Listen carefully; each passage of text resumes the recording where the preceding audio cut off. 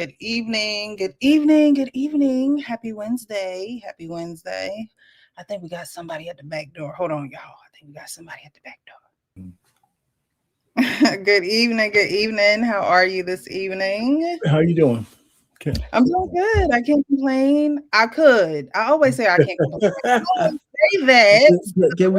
We all can complain, right?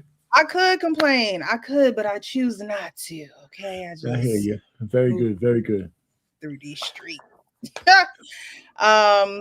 Happy Wednesday. We're back at it. I was on last night on the Adoptee Foster. We had a good show over there last night.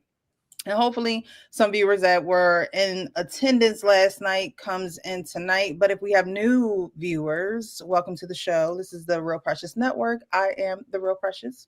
And this is the Men's Forum, where we just have the conversations. We say the uncomfortable things out loud. We get the men's perspective. Anyone is allowed on the panel. Just show some respect. RESPCT. Okay. If not, you're going to get the boot. Yeah, and I have a few topics tonight that I think will promote some good conversation. Especially, we need the men's interaction because tonight there are a few videos that are male-centered. And, first show back on YouTube, I stated that I don't want to do any finger pointing, but I do want there to be some type of accountability and even observations and ways that we can move forward. So definitely hit the chat and engage. I will drop the link again. You are invited up on the panel. Just show some respect, represent yourself well. All right. And we're going to get started. But before we do, I do see some comments in the chat. Average Man says, good evening, everyone. Good evening to you. Thank you so much for being here. Fish in the Fit. Good evening, everyone. Good evening to you as well, sir. Menalik and OG is in the chat. Hit the like button, everyone. Hit the like button. Okay. Te gusta. Hit the like button. All right. 3 a.m. thoughts. Good evening. Thank you so much for being here. Hey to you as well. Our Pain showing some love in the chat, and we're showing some love to each other in the chat. So thank you guys so much for being here again. We're gonna get into it, okay? Y'all know I peruse these social media streets, and I see these videos, and I figure they are good for reactions and observations and just conversation to move the needle forward a little bit. And I saw this video, and I wanted to bring this to the panel. We spoke about this before, but I believe it was a male in this situation. And in this time, in this situation, in this video, it's a woman, a female, who is being forcefully taken out of her car. And my question before we start the video is, if this was your loved one, if this was your wife, how would you how would you want her to respond in a situation like this with you not being there?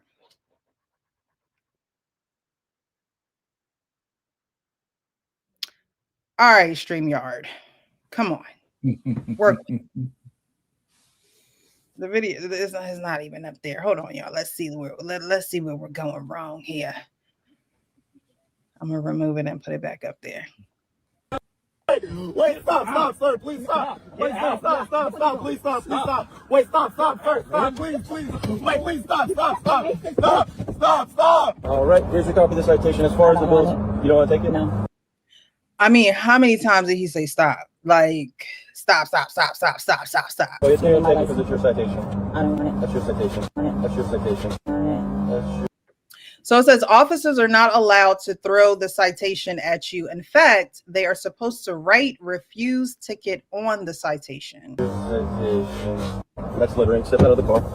No, don't do that. So she did it pretty quick, but she threw the ticket back out the car, and he called her for littering, and quickly put his hands in the window to stop her from rolling the window up, locking the door. He did that quick. When I say quick, like, I don't know if I have awareness like that, like where the lock button, like, he did that real quick. It says here the officer already had her ID and the power to issue the ticket. Escalating to an arrest over a discarded piece of paper isn't about public safety anymore. It's an abuse of discretion. The only ticket, sorry, y'all, I can't make that out. Only tickets are meant to be handled by citation or promised to appear, not jail, tax, And there's a code there, traffic citations, ticket help /Texas. Fuck off my car. I'm Here, the officer already had her. Oh, I just read that. I'm sorry. not stepping out. Look, Mom, chill out. I'm not just call. Yes, call. I'm not touching. Mom, please chill out. Mom, please chill out. Mom, Don't please chill touch out. me. Step Don't. out. I'm Mom, not please stepping chill out of out. shit. Call your Step out. motherfucking I am the supervisor. supervisor. You're not the Yes, supervisor. I am. Call your I am the supervisor. corporal. A Step out. supervisor. I'm not Step stepping out. out of Mom, nothing. chill out. Get Mom, your chill out. fucking hand Please, off please me. chill out. Mom, Get please your chill hand out. off me. Get your hand off me. I will step Step out when the out. supervisor. I I'm am not the stepping out of supervisor. nothing. Ma'am. Get your hand off me. Tanisha, Get your hand I'm not off letting. me. And he wasn't letting her go. When I first watched this video, I was like, wow, he's really not letting her go. Go. Let you let her. You I dropped am the not- ticket, not I me. put the ticket in No, the car you dropped the because I ticket, just not copied. me. You dropped the ticket, not me. Get your hands off me. Take the ticket You're and touching go. me. Give me the All right. ticket. Yeah, You're touching me forcibly. You're holding me too Because- tight, and you're being out of line. Y'all see this, right? Sir, I'm sorry. Can she just get the ticket? No, you stop. Stop. Why are you holding my arm like Because this? I gave you the Why? ticket, No, you then did you not. proceeded You to dropped throw the it. ticket, I not put it in me. your car, I told you I did and not you want it. proceeded to You throw it out of dropped the it. car. You dropped it. You're doing too much. I'm not afraid of you. Get That's your hand fine. off But of I've me. asked you You're to step out holding of me the car. forcibly for no reason. Because you need to step Get out your of the car. fucking hands off Step me. out of the car. No, why am I stepping out of the car? It is going. It is going down. Okay, he still has his hand on her, and they are going back and forth. Anything I can do to get you to comply? Look, Mom, he just said take the ticket and Comply. leave. He said take. So her son just said, "Look, Mom, he just said you could take the ticket and leave." The officer also said, "Is there anything I can do to make you comply?" No, I did not. You did that. He said You take threw the the ticket ticket and at I me. gave it to you so You you threw could the leave. ticket at And then me. you grabbed it Okay, and threw it out. give me the It's on ticket. your phone video. Give me the ticket. No, Give me the we're ticket. past. Officers do have discretion on minor offenses, but that discretion is supposed to be guided by safety and the actual seriousness of what happened, not by their feelings. Fine-only traffic arrests allowed, but called extremely poor judgment in a U.S. Supreme Court case about a Texas traffic sign. Okay. You're under arrest. Step For out of the what? car, literally. Okay. Step out of the car. No, I'm not. You're under arrest. No, when Yes, ma'am. when your Now she under arrest. colonel gets No, here, we are then I will beyond that. step out. Step I'm not out. getting out of the car. I'm with Step my out. I'm with my child, and I'm not I doing understand. that. All right, I'm just going to pause it here. I believe we got somebody at the back door. But so far, what do you think, Arpan? Because this is a lengthy video of them going back and forth. Yeah. I saw the video before. But there's a lot in the beginning that you don't have because you've seen that she was belligerent like a petulant child long before the cop lost his. Now I don't agree that the cop should have went to from. He acted more like he acted too emotional, if you ask me, even though she was being belligerent. Right? She was. I mean, before all of that happened, when he got physical with her, she was being belligerent from the absolute beginning. And what makes me really upset about it is she had her son in the car, but she also let slip that his father's involved in their life. It's not like I think they're married. She's married and all that kind of stuff. I couldn't imagine my wife ever acting like that. Ever. Or even giving you that, having your daughter, because you have two daughters, so having your daughter call you while this commotion is going on. Well, so I mean, but still, I thought the cop didn't handle it perfectly. We can get back there, but he could have handled it much better than that. I mean, even when he gave her the ticket, he dropped it because she wasn't going to take the ticket. He handed it to her and she was not going to take the ticket. So that also tells you she wasn't going to receive the ticket. He could have placed it on the dashboard. He could have did something like that. But, it's just one of those kind of things. You can't get to these ages as Black people and still act like petulant children. You just can't. You need to get out of those situations in the best way you know how. We're talking about a ticket, for heaven's sake. Right. Just take that thing and keep on moving, girl. Absolutely. You hear Michael Jackson? Just come get your ticket right. I mean, come on, man. What's the matter with you? I mean, what's up, Sean? What's happening? Hey, Sean. What's going on? Can y'all hear me? Yeah, yes. I did. Okay. Welcome back. Hey, wait. I tried to catch you last week, Precious, on Tuesday, and for some reason, You're a little low. I tried to catch you yesterday on Tuesday. Is that better? Yeah, it's better. Okay. and for some reason I couldn't. But anyway, good to be here. Good to see you both. And in regards to this video, oh my gosh, they both were wrong. I mean, that's just straight up. I did see the video prior to this, and they both are really in the wrong. I mean, her behavior, inexcusable.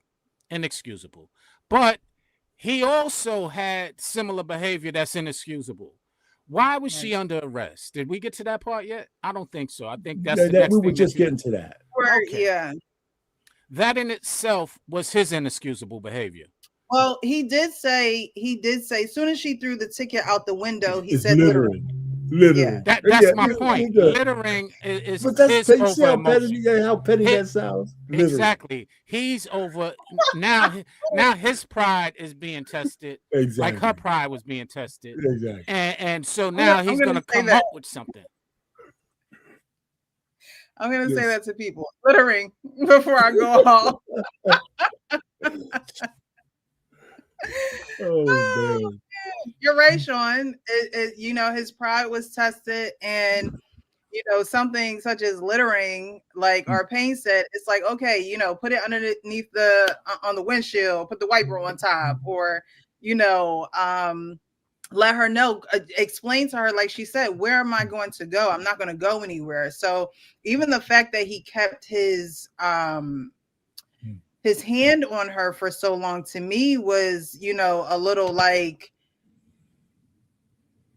it wasn't like she was fighting with her words. That's what it was. She was fighting with her words, but she wasn't fighting with her body. So why even restrain her in that way? Because it really escalates from here. Well, no, he wasn't restraining her. He asked her to get out of the car, and she refused. So he was he was beginning to pull her out of the car. Well, no, she questioned it, and that's the thing that No. officers don't feel like they can be questioned. Get out of the questioned. car though, and she Right, refused. and she questioned it.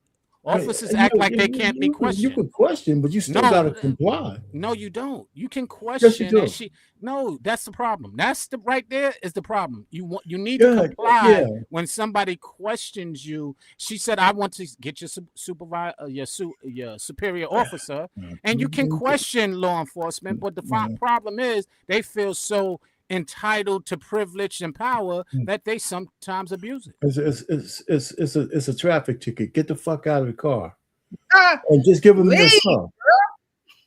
I mean, this is crazy. We can't just be giving people information. Yeah, you got rights, but I got the right to cross the street against the light. I mean, with the right in my favor. But if it's a car coming, I'm giving the other guy the right of way. If she had something, at some point we gotta stop saying I got rights at the point of the most dangerous goddamn situations we could be in with cops with guns. I agree. I mean, it's crazy. I agree. It wasn't the smartest move, but that doesn't deny the fact of what. I mean, you're right, but you're right, but just get out of the situation, man. You got She could have shut her mouth. Like, for example, I once said more recently to somebody, they said, "Oh, well, people should control themselves." How about you control your mouth? That will be a start. If you're going to tell people that they need to control themselves, how about you start with controlling your mouth? Listen, this is a good one because the cop, he really didn't handle this. That's why she's probably going to get off. Yeah, she definitely has a lawyer. I wanted to show that video too, but it had news footage, and I don't know about the copyright strikes and things like that. And she's going to get off not only I think she'll get off not because she got a great lawyer. It's just that it was something that should have never been escalated. And she was belligerent from the beginning, but the cops should learn how to handle those situations better. That's where we're in agreement, because I agree wholeheartedly with you. Coach Ferg, what's up? What's up, Coach? Hold on now. Y'all joining the party. I just realized I missed you guys. Yeah. You missed the sun. It took you that long, Joe. Right. It took you that long. Everybody coming in, it's just like hitting me. I already knew it, but you and Precious. And then I saw Ferg, and now I'm like, yo, I miss you guys.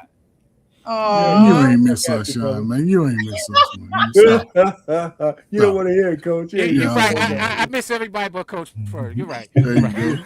go. That's because I'm light skinned and handsome, but okay. Yeah, How y'all doing, Coach Precious? What's up, Miss Furman Precious? is on this light skin thing, hey, man. Coach Golly. Yeah. What's up? How y'all doing? we have 3 a.m. thoughts here as well. He's a newcomer to the men's forum, but he's not a newcomer to the platform. Him and I do the adoptee show together. So Cool. Yes, I've been seeing him. Yeah. Welcome, sir. Welcome, sir. Good to see you and meet you directly on the panel. I've been seeing your work, and I've been enjoying you and Precious and your perspectives about the whole foster care system. So appreciate it. Keep up the good work, both of you guys. Yeah. Hang on. Okay, All right, so what do you guys have to add? Should we just move on and continue the video? I'm sure that I mean, unless you want to see it. Yeah, well, I just wanted to add my 2 cents, if that's okay. I think a lot of times people don't respect authority. Like when you go back, when you think about people in high school, and the teacher has to constantly keep telling you to be quiet, sit down, stop this, stop that. That just tells you they don't have no structure coming up. Their parents, didn't care about making them a good person in society, and you can tell the people that get pulled over and the people that, know how to respect authority and know how to, you get pulled over, you say, they ask you what you get pulled over for. They always ask you, do you know what you get pulled over for? That's the first, because they want to see if you're going to start lying, or they want to see if you're going to start panicking. Because I actually, when I was in high school, cops pulled me over one time. I had a cracked windshield, and they start asking me questions like, you sell drugs, you got any guns in the car? I'm 15. So, I'm like, no, I'm going to school. And I'm like, and they're like, well, why is your window cracked? I'm like, I don't know. So you have to look at these people, and you have to look at, how they treat authority, how they respect people who do jobs that they wouldn't do. They probably, some people feel like those jobs are beneath them, and they don't respect people who do those type of public service jobs. And let me add one thing to you said, though, about when the cops asked that question. I was coming home from Detroit and from going to New Jersey. I'm doing 80. I'm doing 80 because my Honda had this sweet spot around 80. And I don't care what kind of surface it was. When it hit 80, everything, all the vibrations stopped and everything. It's just cop stopped. He stops me. He said, and he's a young white dude from Pennsylvania. He stopped me. He said, you know why I stopped you? I said, yeah, man. I'm cruising my ass up. Man. I'm just trying to get home. You know what I'm saying? I said, yeah, I know why you stopped me. I didn't get a ticket. He did not give me a ticket. A matter of fact, I got stopped by a couple of cops. Just, hey, here's my stuff. Here's this. I can't remember the last time they gave me a ticket. Now I got to go on the road tomorrow. Now watch me get on this shit. Hey, real you got to just get out of the situation. Yeah, if you ain't driving dirty, and you're not driving dirty, well, just give them what they want, man. That's what I got something that is crazy, right? And I've gotten tickets from Chicago to Texas, Mississippi, Louisiana. I've traveled all these highways driving, right? Yeah. And I've only gotten one ticket, right? And that was by a black man, a black police, when I was in the military over in Killeen, Texas. He wrote me a $50 ticket. And look, in the car, I had me a little side piece, I'm in the military. I had just got in the car. I cracked open my 40. Oh, geez. And Susan but we was rolling, and the thing, it's like somebody else was speeding, and the cop he just did a U-turn in the street, and he said I got in his way, but I was trying to get out the way. I'm like, oh, because I seen it, and he pulled up weird, and he wrote me a little ticket. Man, the chick was panicking. I said, we all right. Man, he ruined my whole night as far as getting the setup, but it still ended, between me and her. It was just like, I got pulled over coming home before Christmas.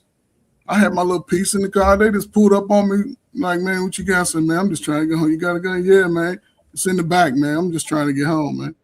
They let me go. That's the only time I really got a ticket, So shut the hell up. Like I said, but again, this is baby mama culture lifestyle today. Everybody argue. They argue with everybody. Damn, and she's a married woman, though. Those people don't really have major responsibilities. She's a married woman, though. Yeah, but she ain't really got no response. She's ready to blow everything because of her feelings. A lot of parents don't teach their kids how to actually,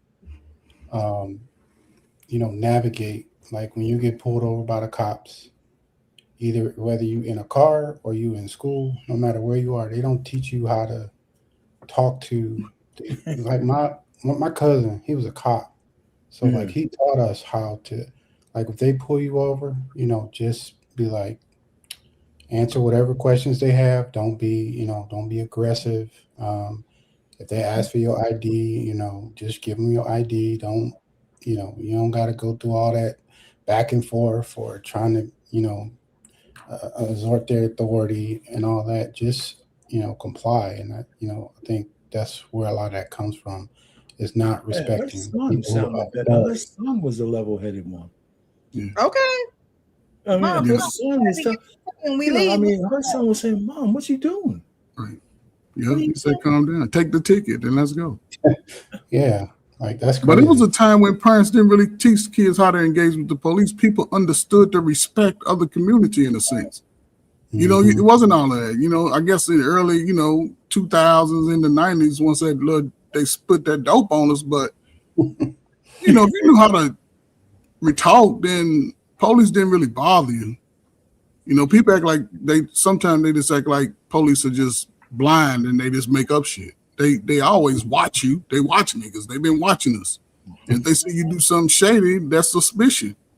Then if you're not, if I got my kids, you got your kids, your little slow grandkids, man. Listen, yes, code.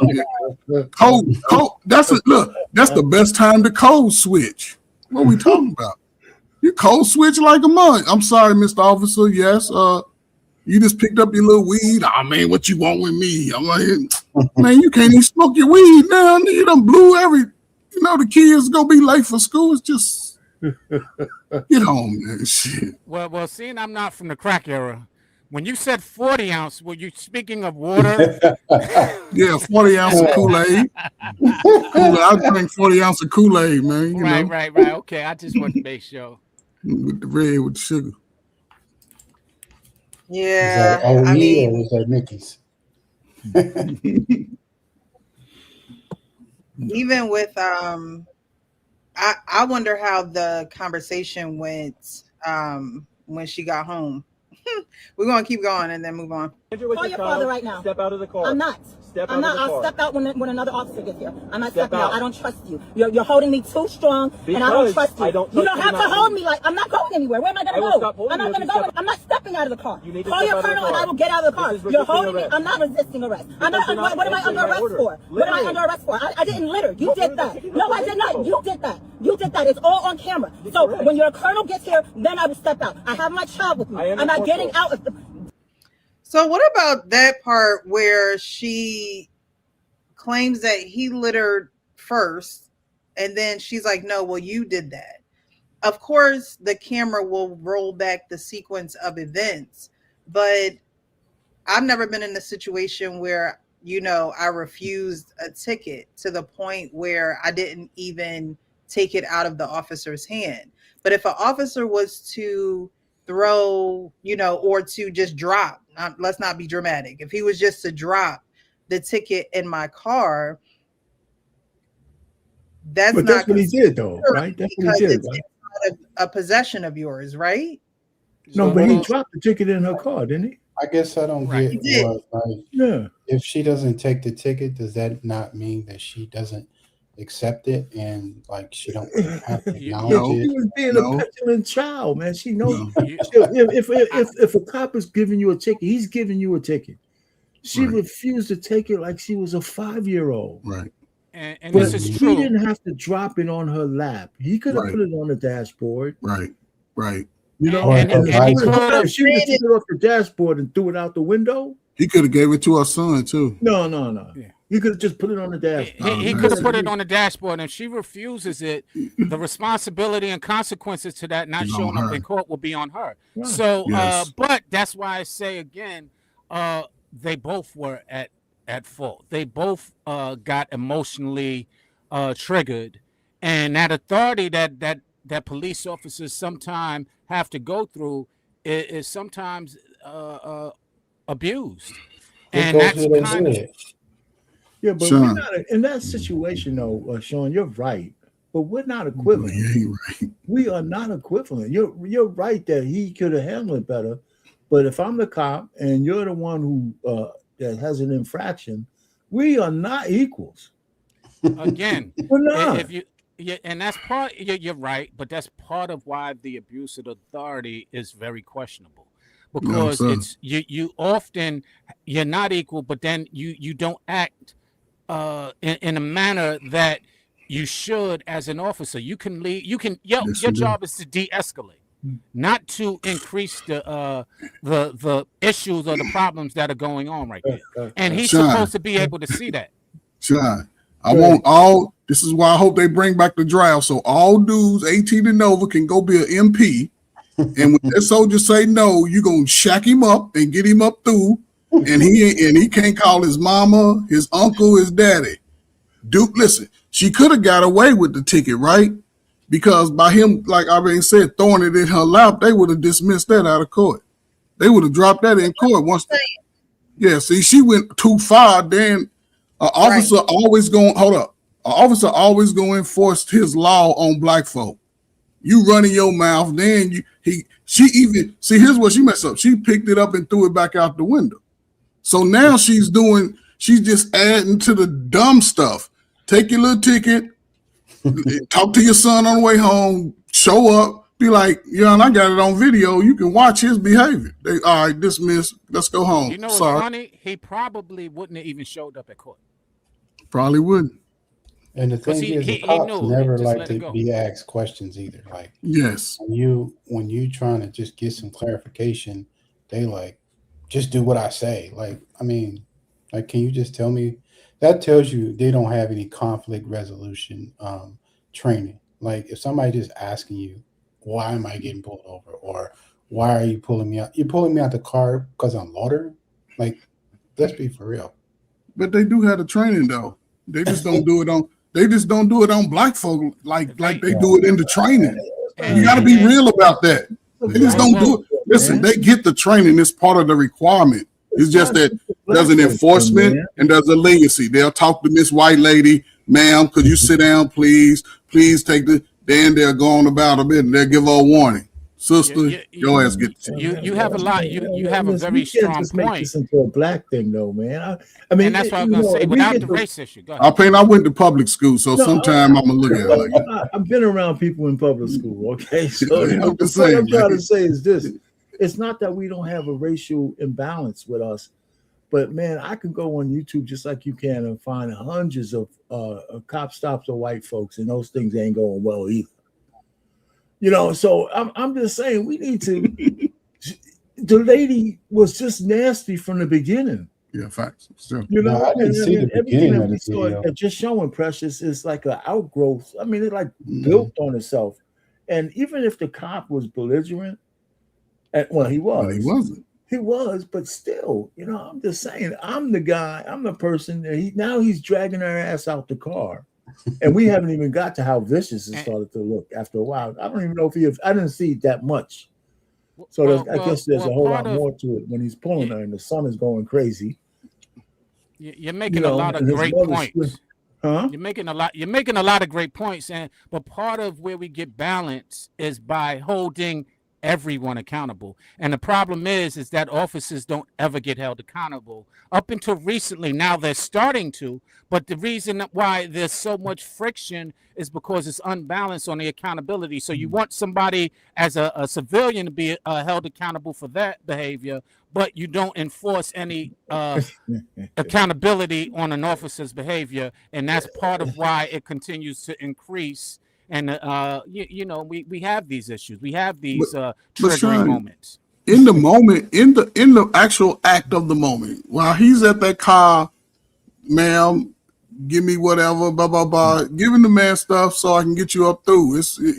And understand, she could have went to court and they would have threw it out. But again, you have to show some level of respect with your child.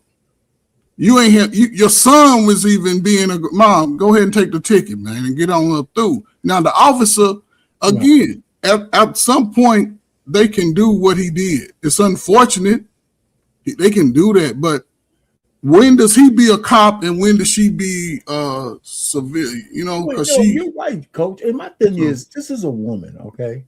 She's not a bad. I'm just thinking, I'm a man and she's a woman. Like, he's a man. I don't give he's white. If she would have just said the right things from the beginning, he might not even have gave her a ticket. She look at him, yes, officer, blah, blah, give him the dimple and shit and all that kind of stuff. I mean, come on, he's still a man. And women used to know how to do shit like that. Right? I mean, I'm sitting down, you're a chick. Why are you even getting all upset? You little smile at him, say, hey, listen, officer, I got my son in the car. He was talking about something, blah, blah, blah. The officer said, well, man, let me see your stuff. I just want to see your stuff and see, making sure you're not driving dirty. But here's your shit back. Okay, listen, next time.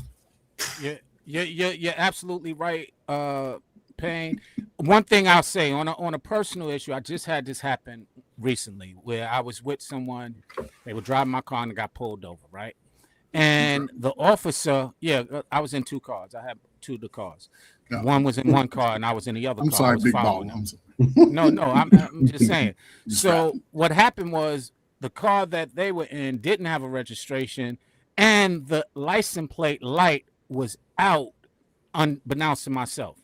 So I happened to be behind the car, but what they didn't know and how I de-escalated it was because they didn't know that she had been traumatized in the past with an incident in Florida when she was a teenager and got beat up by an officer and arrested illegitimately.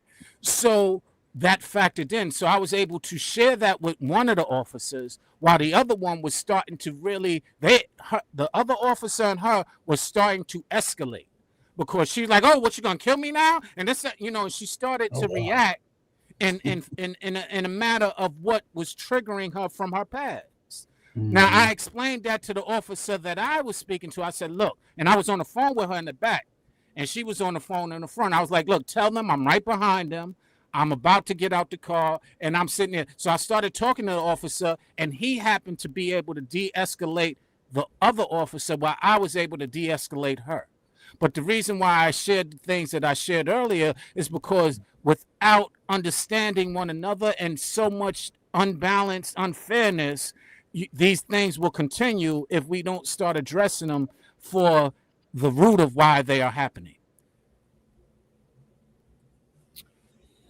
Well, y'all were very lucky in that situation. Did she still get the ticket because she was riding in the car that she was riding dirty, right? Like Payne just said, that's what reminded me of it. It was no ticket whatsoever. I explained to them, it didn't have it didn't have the registration, but it was registered.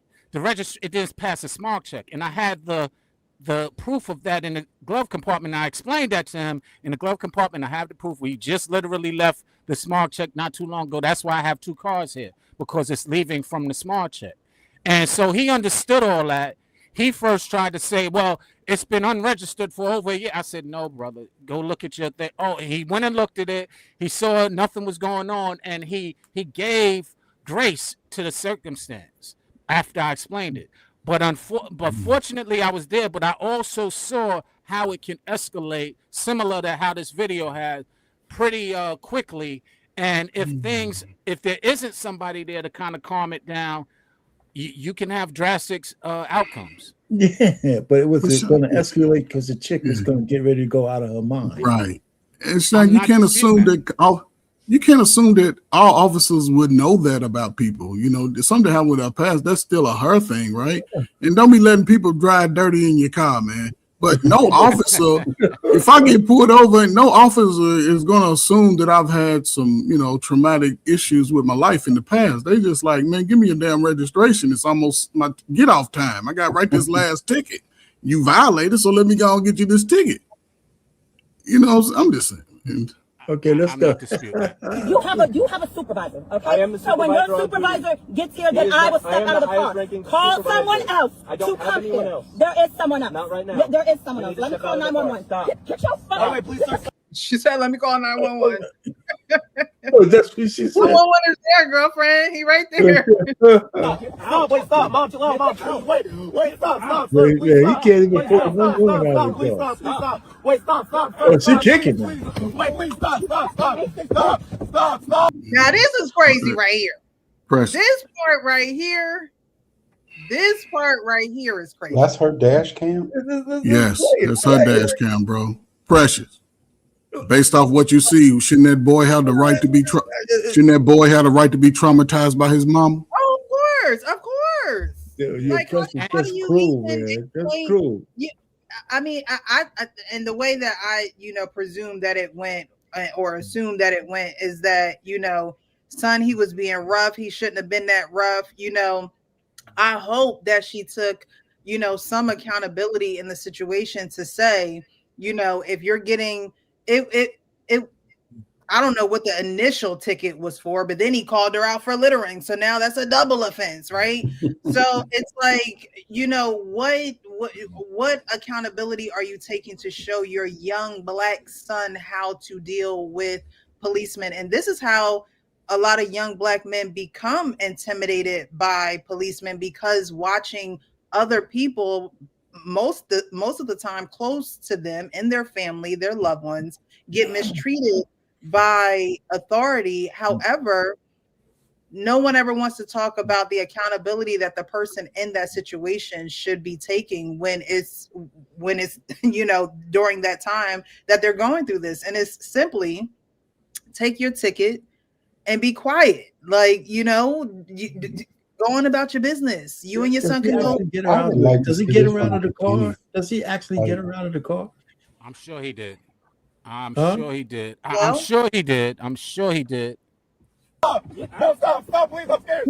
He did. Stop, please. Wait, please, stop, please, stop, sir. Wait, stop, please. And Son said he was I really scared. want to feel Yeah. sorry for her, but I really want to feel sorry for her, but I really don't. and I really don't. The unfortunate reality is, as much as I'm trying to show some of the behavior of the officer, I still don't agree with her behavior, and those are consequences for that behavior. And she got to learn consequences for her behavior, as well as I don't agree with his behavior, and he got to learn consequences for his. But her behavior, she's not gonna feel that she was wrong. She feels that she was violated.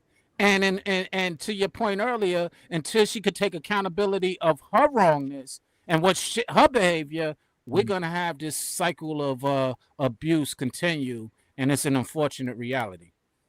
I wonder what her husband is saying about all this. I mean, Did y'all of hear course that? he's on That's why I her asked her You're that muted. question. You're muted. Did If y'all this hear the was son? if this was your wife, what would be your response once she gets home? After getting, I don't know if the son ever even really contacted the dad. The most he probably did was maybe send a text message, because he was sitting there in live and living color watching the whole thing go down. I mean, he probably didn't want to take his eyes off of what was going on, because his mom is in this altercation with a cop. Well, but I'm saying afterwards, like you're looking at this video, I would assume her husband by now saw this whole video. Of course. And I wonder what I wonder what's going to. First, of course, he's going to, be passionate about his wife being thrown to the ground, like he should be. Mm-hmm. But I wonder if he'll have enough balls to tell her, why the hell are you arguing with this guy in the first place? That's where men fall short. That's where I would think, listen, I put all the band-aids on my wife's cuts and shit and all that for she's all scraped. I said, "What, you think you're a gangster? Where is this shit coming from?" I mean, where is that coming from? And I've been listen. I'm on your side. I'm gonna be there in court with my little suit on and shit and stuff to try to get you off. But I'm gonna ask you, what the hell went through your mind with my son in the car arguing with the cop like that? She would have to still answer. She could say anything she wants to me, but she would still have to answer that question. Or like have him play that back for her and be like, where did you go wrong? Why were you in this, state of mind when you got pulled over? What during this day, like what happened where you got so aggressive and so basically like an out of body experience, really? That's true. Like, why are you being so aggressive towards somebody where they can take you down at any moment? Like that's just silly. See, I think y'all underestimated this video. Did y'all hear her son? No, I heard her son. Hold on, no. Did you hear him say that he was scared? Okay. He said, "Mama, I'm scared." So the fact that she didn't hear that. But the fact that you so that emotion. You think she's scared of more than the cop? Yes, the way she was acting. Listen, Sean, I agree with you in a sense, right? It's over aggression, right? Because it also goes to the trauma and the history of how they snatch a nigga up when they ready to get you up through. So the fact that she would do that, and you see the other, and see, this is white boys. He didn't get tough till the other cop showed up. He was talking at first. I got backup. So now he climbed in the car. He was on top of her like a wrestler. That says a lot. And the fact that sometimes, man, just get your ass home, get your son. He got McDonald's and shit. He need to take a bath. Man, yeah, what I do, officer? I'm in here. Listen, I'm in here. Look, I'm in here cussing this little ass out. He fucked up in school today. I'm sorry. I lost. I wasn't even. All right, man. Boy, get your ass together, man. Yeah, y'all go ahead. That little concept of thinking on your toes real fast is critical, because like you said, she could be like, "Oh, officer, I'm sorry, I was having a bad day," and whatever the case, whatever lie she could come up with, right? Like so, and then the officer might feel, he might feel he might be a little compassionate to it and be like, "All right, ma'am, I'm gonna let you slide, or I'm just gonna give you like a smaller citation, whatever."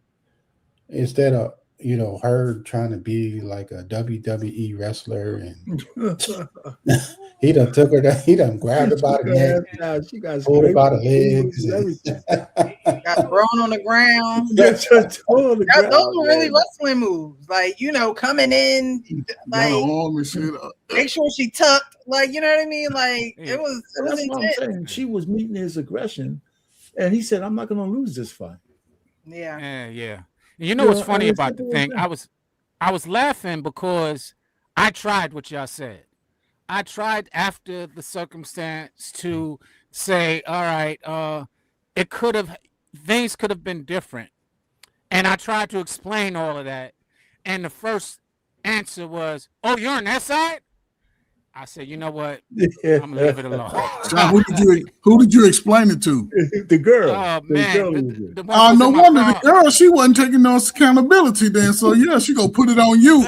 You against me? No.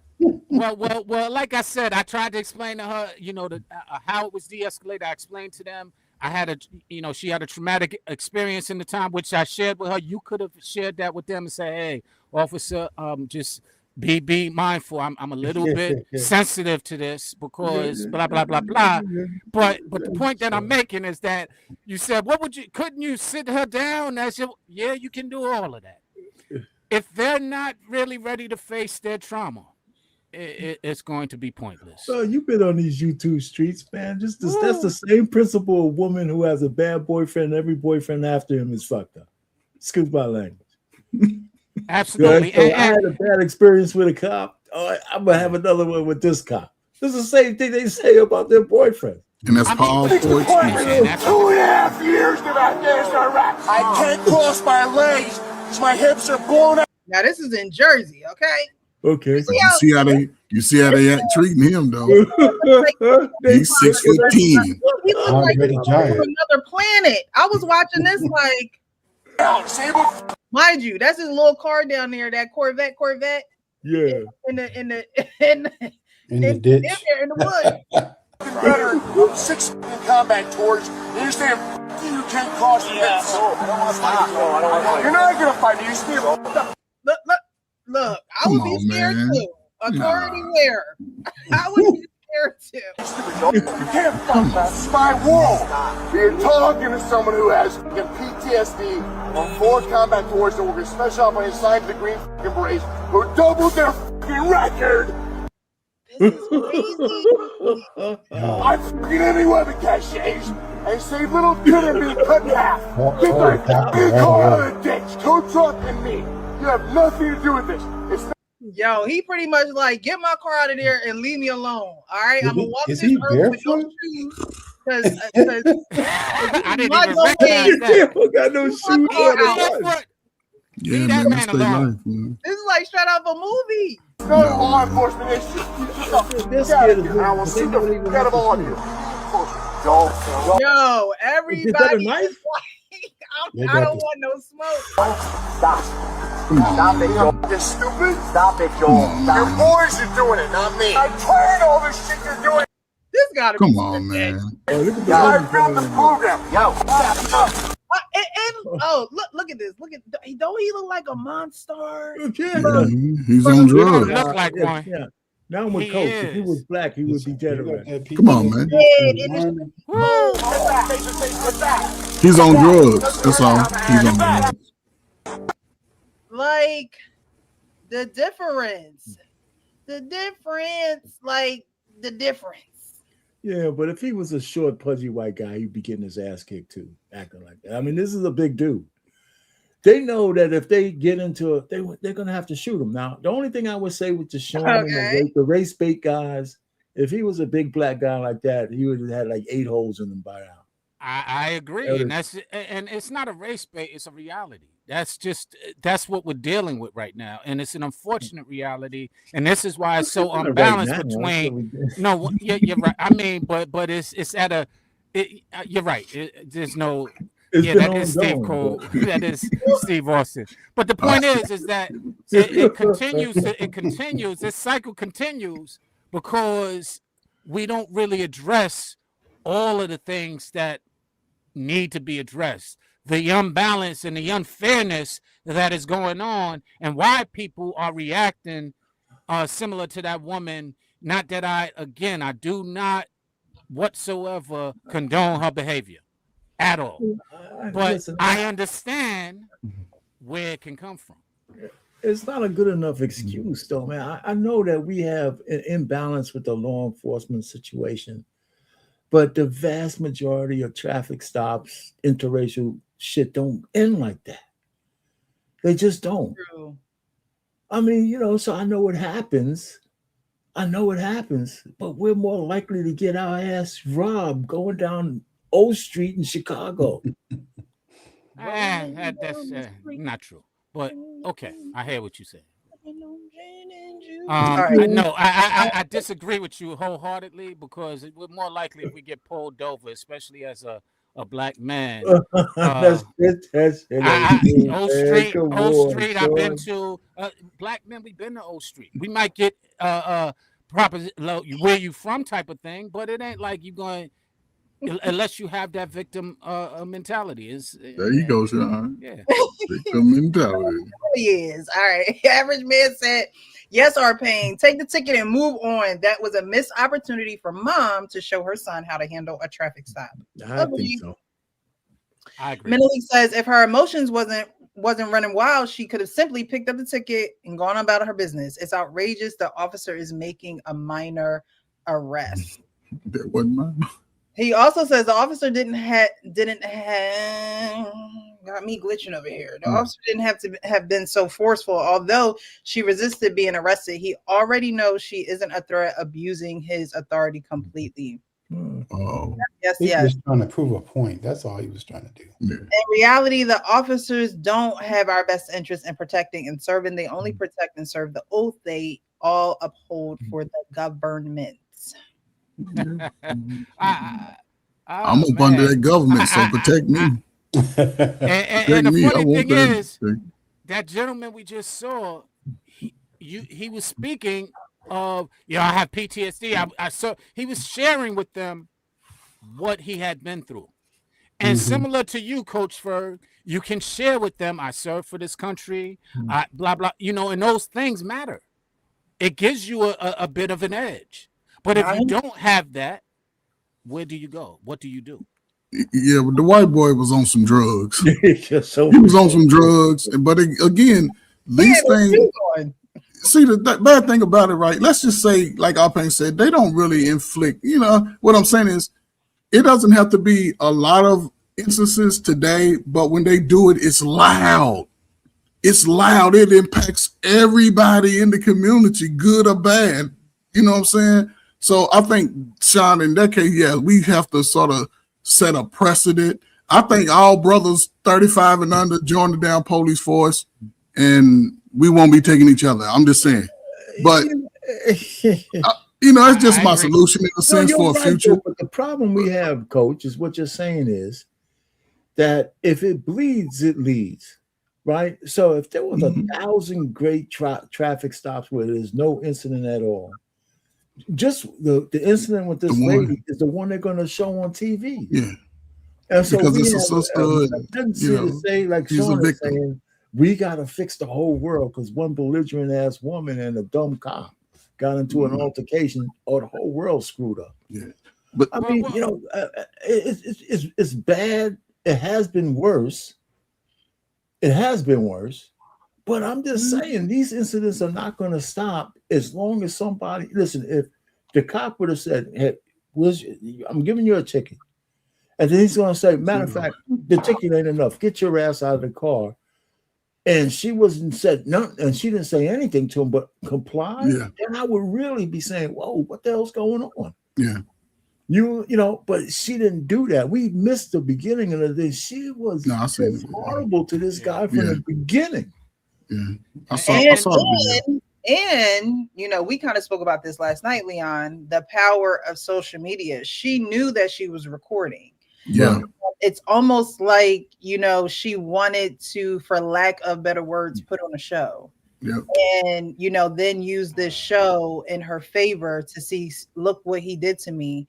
Again, not really taking responsibility or accountability for her actions and the role that she played in it too. So, if the camera wasn't rolling, would you have, went off the deep end like that, or would you have just taken your ticket and gone on? Some people just waiting for a reason. She's the kind of woman. I think her husband is living a life of quiet desperation. Man, I think that's hilarious. I think you don't turn that kind of shit off. That guy's probably sitting home behind a cushion somewhere. All right, what's she calling me now? Glad she's not there right now. Is it now? I believe y'all, Payne. I believe you. But what's interesting? Go ahead. No, I'm just saying. Listen, for everybody, right? You got some teenagers, right? I don't know. Everybody, if y'all got nieces and nephews, man, listen. Bring them over to the house this weekend. Put this video on from its entirety, and talk to their slow self and say, "Listen, don't be out here being disrespectful. When I let you use my car, you better be driving and come and do what you got to do. If you with somebody, don't be acting like you're going to fight him because it's going to end bad." But I'm just saying, man, teach the baby. I agree with that. I agree with that, but I think it would be a better solution if we get both parties in, law enforcement and the community, and discuss where it could have went better, where each of them had responsibility for it escalating to the point of where it did. And Precious, to your point a second ago, they feel like that camera and social media is their weapon against this stuff, and it's really not. Yeah, like it's almost like we gonna jump you type of thing, even though you in the screen and I'm out here. Like, girl, get home safe to your family. Set a good example for your son. Control your emotions. You know, quick to you're quick to anger, and you shouldn't be quick to anger. And like you said, that could be an issue. Definitely could be a huge possibility that's an issue in a relationship because jumping to you're a danger to yourself and to our family when you're not next to me. And a lot of men don't want to feel like women are a danger to their family and to themselves when they're not next to them. They want to, you know, be able to trust that you will have some tact about you, be able to represent the family well and come back home safe. You know, it's just not something that men would want to worry about. And it's not something that you should, you know, you as a woman would want to she was being wrestled by that cop like she was a man. And although it was wrong for him to do those things, it seems like it never crossed her mind. Like, let me relax, you know, let me just chill. Let me just take this ticket. Like it never crossed her mind to do that. It was just, yeah, but you did it and you did it. You lit her first and you did it like exhausted. Hey, Jay, how are you? Hey, what's up? Just had a conversation about this video, and she was willing to essentially sacrifice her son or herself to the internet gods because she was watching. She was like, the son was saying everything correctly. The son is wise beyond his years. Like, really, I hope other young men saw what the son did, and so many brothers were saying that the son should have crashed out. He was a punk. All these was weird shit, but. When we talk about protect Black women, right? How do you protect a Black woman that you love who's operating like that without you being the sacrificial lamb? Is that what women say? Is that what women are really saying we have to be? They ask for protection. This young man offered the best protection he could outside of him getting himself shot. And what women have to understand is the programming that's from this, you being on the phone, and that caused the vibration of her showing off to the internet and the people watching, not listening to the son that was next to her. If our elders come through our children, then she's not listening to her elder who's trying to guide her and protect her.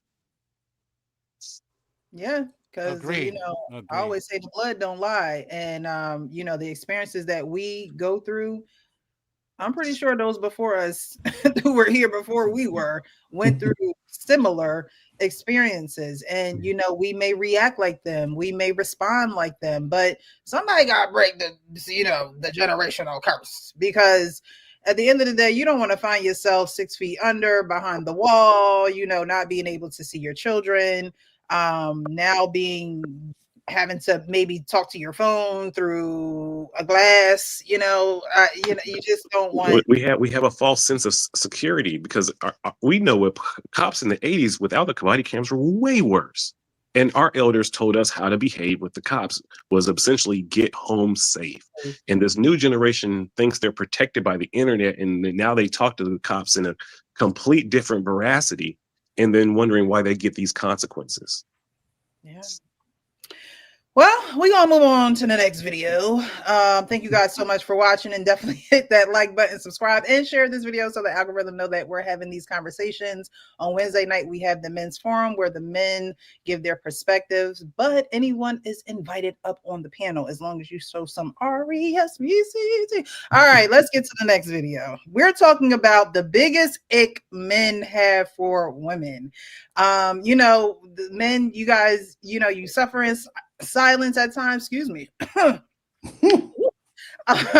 You suffer in silence sometimes. You're not always heard and things of that nature. But according to this man, this is the biggest ick that men have. And then I have a video to support this very ick that he's talking about. Is when a woman doesn't know what a man's transition time is. I don't know why this isn't taught in schools. By the way, I'm Taylor Love. I help explain the man brain. If you like that kind of stuff, hit the follow button. So we all know that men should be more attuned to a woman's cycle. We also all know that a woman's cycle is based on the moon, like 28 days, give or take. And the more a man knows about a woman's cycle, the more he can cater to her shifting hormonal experience and the types of support that she needs throughout the month, which is drastically different when she's on her bleed versus luteal phase versus We might have to do, a video on this, or maybe not, but we can listen now. ovulation. Well, men have cycles too. They're not attuned to the moon. They're tuned What? What did you say? Yeah, I see you, Coach Bird. Shake your head. Men have cycles too, and they are attuned to the sun. They're a 24-hour cycle, and his hormone, mainly testosterone, is going to go through the same flow every 24 hours, which means he's going to have highs and he's going to have lows. The support that he needs during his 24-hour cycle is different throughout the day. His transition time, as Alison Armstrong calls it, is of the utmost importance and pretty much completely ignored. Let me explain. So I want you to picture a man's testosterone being at its peak level first thing in the morning. We know that's true. That's when he's got his highest testosterone of the day. That's why he wants to get a little frisky in the morning, wants to cuddle a little bit longer and harder. Well, throughout the day, his testosterone is going. Sorry. And brain, if you like that kind of stuff, hit the follow button. So we all know it is of the utmost importance and pretty much completely ignored. Let me explain. So I want you to picture a man's testosterone being at its peak level first thing in the morning. That's when he's got his highest testosterone of the day. That's why he wants to get a little frisky in the morning, wants to cuddle a little bit longer and harder. Well, throughout the day, his testosterone is going to dwindle low at about 4 or 5 p.m. when he's done work. And you have to remember that it's his testosterone that's responsible for his desire to you, responsible for his That's important, ladies. I hope y'all listening. I hope y'all out there watching. clarity, his focus, his happiness. So if his testosterone is really low, chances are you're not going to get the best version of him. That's where transition time comes in. When a man comes home from work or just finishes his work, if he's working at home already, he's going to feel in need of about 30 to 60 minutes of what looks like recharge time. 30 to 60 minutes. But in reality, he's taking his metaphorical armor off from battling the world all day, even if it's just via his laptop, putting that armor away and putting on a new set of clothes, which indicates Put on them gray sweatpants. that he's at peace, he's at rest, he can relax. And ladies, remember, men have 40% less synapses between the two sides of our brains than you do. Stuff, hit the follow button. Stuff, hit the Synapse. What? The synapse. I'm gonna have to look that one up. Synapse. Have about 30 to 60 minutes of what looks like recharge time, but in reality, he's taking his metaphorical armor off from battling the world all day, even if it's just via his laptop, putting that armor away and putting on a new set of clothes, which indicates that he's at peace, he's at rest, he can relax. And ladies, remember, men have 40% less synapses between the two sides of our brains than you do, which makes it harder for us to transition from one energy to the next. Yes, I am saying you have a more advanced brain. He said it, not me. So in this time, at his lowest testosterone level, the way that he could be supported most, typically by letting him watch some football, watching Leave him alone. Leave him alone. Watching men combat boosts a man's testosterone. Letting him have a nap, scrolling on social media, He said a nap. watching some UFC, basically just giving him space so he can transition from one energy of the day into a new energy of the day and get a boost in testosterone. Let him charge up, y'all. Let him charge up. So that his desire for you grows, his attraction for you grows, his focus, his clarity, his ability to speak with you grows. And then you get a much better version of him than if you just met him at the door with a to-do list or a bunch of things that you wanted to offload on him from your day. Transition time supports both of you in a massive way. Let me know. Do you give a guy transition time? Let me know in the comments. All right, so before we get into that, because I know y'all ready. Before we get into that video, let's just watch this video. And hold on now, I think we got somebody in the back. Hola. Yo, what's up, yo? What's good with it, family? How y'all doing? What's up, brother, man? Sir FH. Hey, man, I'm just chilling. Have to come show my love and appreciation. Let me get you. You act like you done aged 16 years, boy. Hey. He's still looking. I think Frank will look, 21 forever. Like I just think he got that drink of life over there. I don't know where he hiding at. The fountain of youth. All right, so I wanted to play this video because it's literally a direct correlation to what this man was speaking about, and then I would like you guys to speak about it. You're sick and worried. Child, before we watch this, let me let y'all know that y'all gonna be irritated, okay? So I'm just giving fair warning before we watch the video. And this man is sitting in this car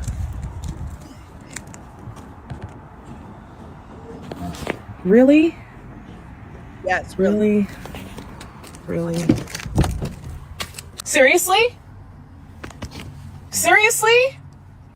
Dead to the world. Don't know what's going on. Why are you sleeping in the car? Why are you sleeping in the car? I need some rest. So why Rest, okay? Not sleep. Rest. They're two different things. wouldn't you come inside? Because I can't rest in there. Is your life that terrible that you need Girl, go back in the house. to be in the car? Is your life like that difficult? Why don't you come inside? For an hour you've been out here? Remember the men in the previous video said 30 minutes to an hour. Transition time. You've been out here for an hour? It looks like it. Looks like it. I just need to rest. Do you want me to bring you something? Peace and quiet. Peace and quiet. It's priceless. Come inside, baby. No. Come on. No. Just close the door, please. Just close the door. Look at her face. She's just so annoyed. Girl. Am I high or is someone playing a saxophone? Yeah, I know. Music came in right at the right time. Yes, the music. Such a drama. Well, I'm gonna come and sit next to you. Oh.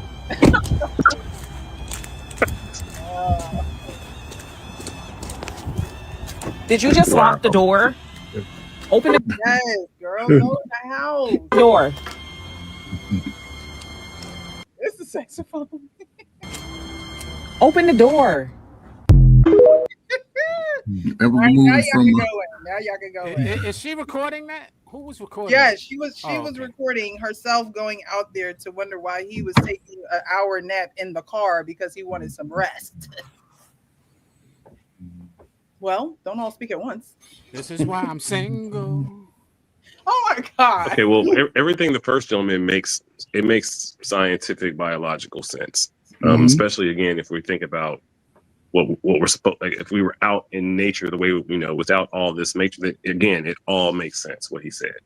But even in today's time, it also applies because as a bartender, I remember so many guys like, well, why aren't y'all going home after work? And they would say like, I have to recharge before I go home.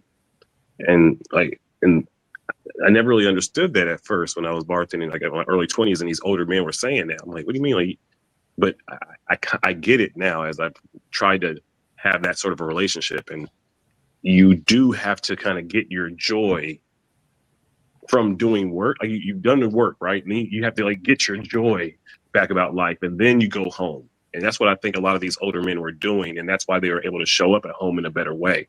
But I think men of today, they're going from work straight to home and not getting those endorphins up again.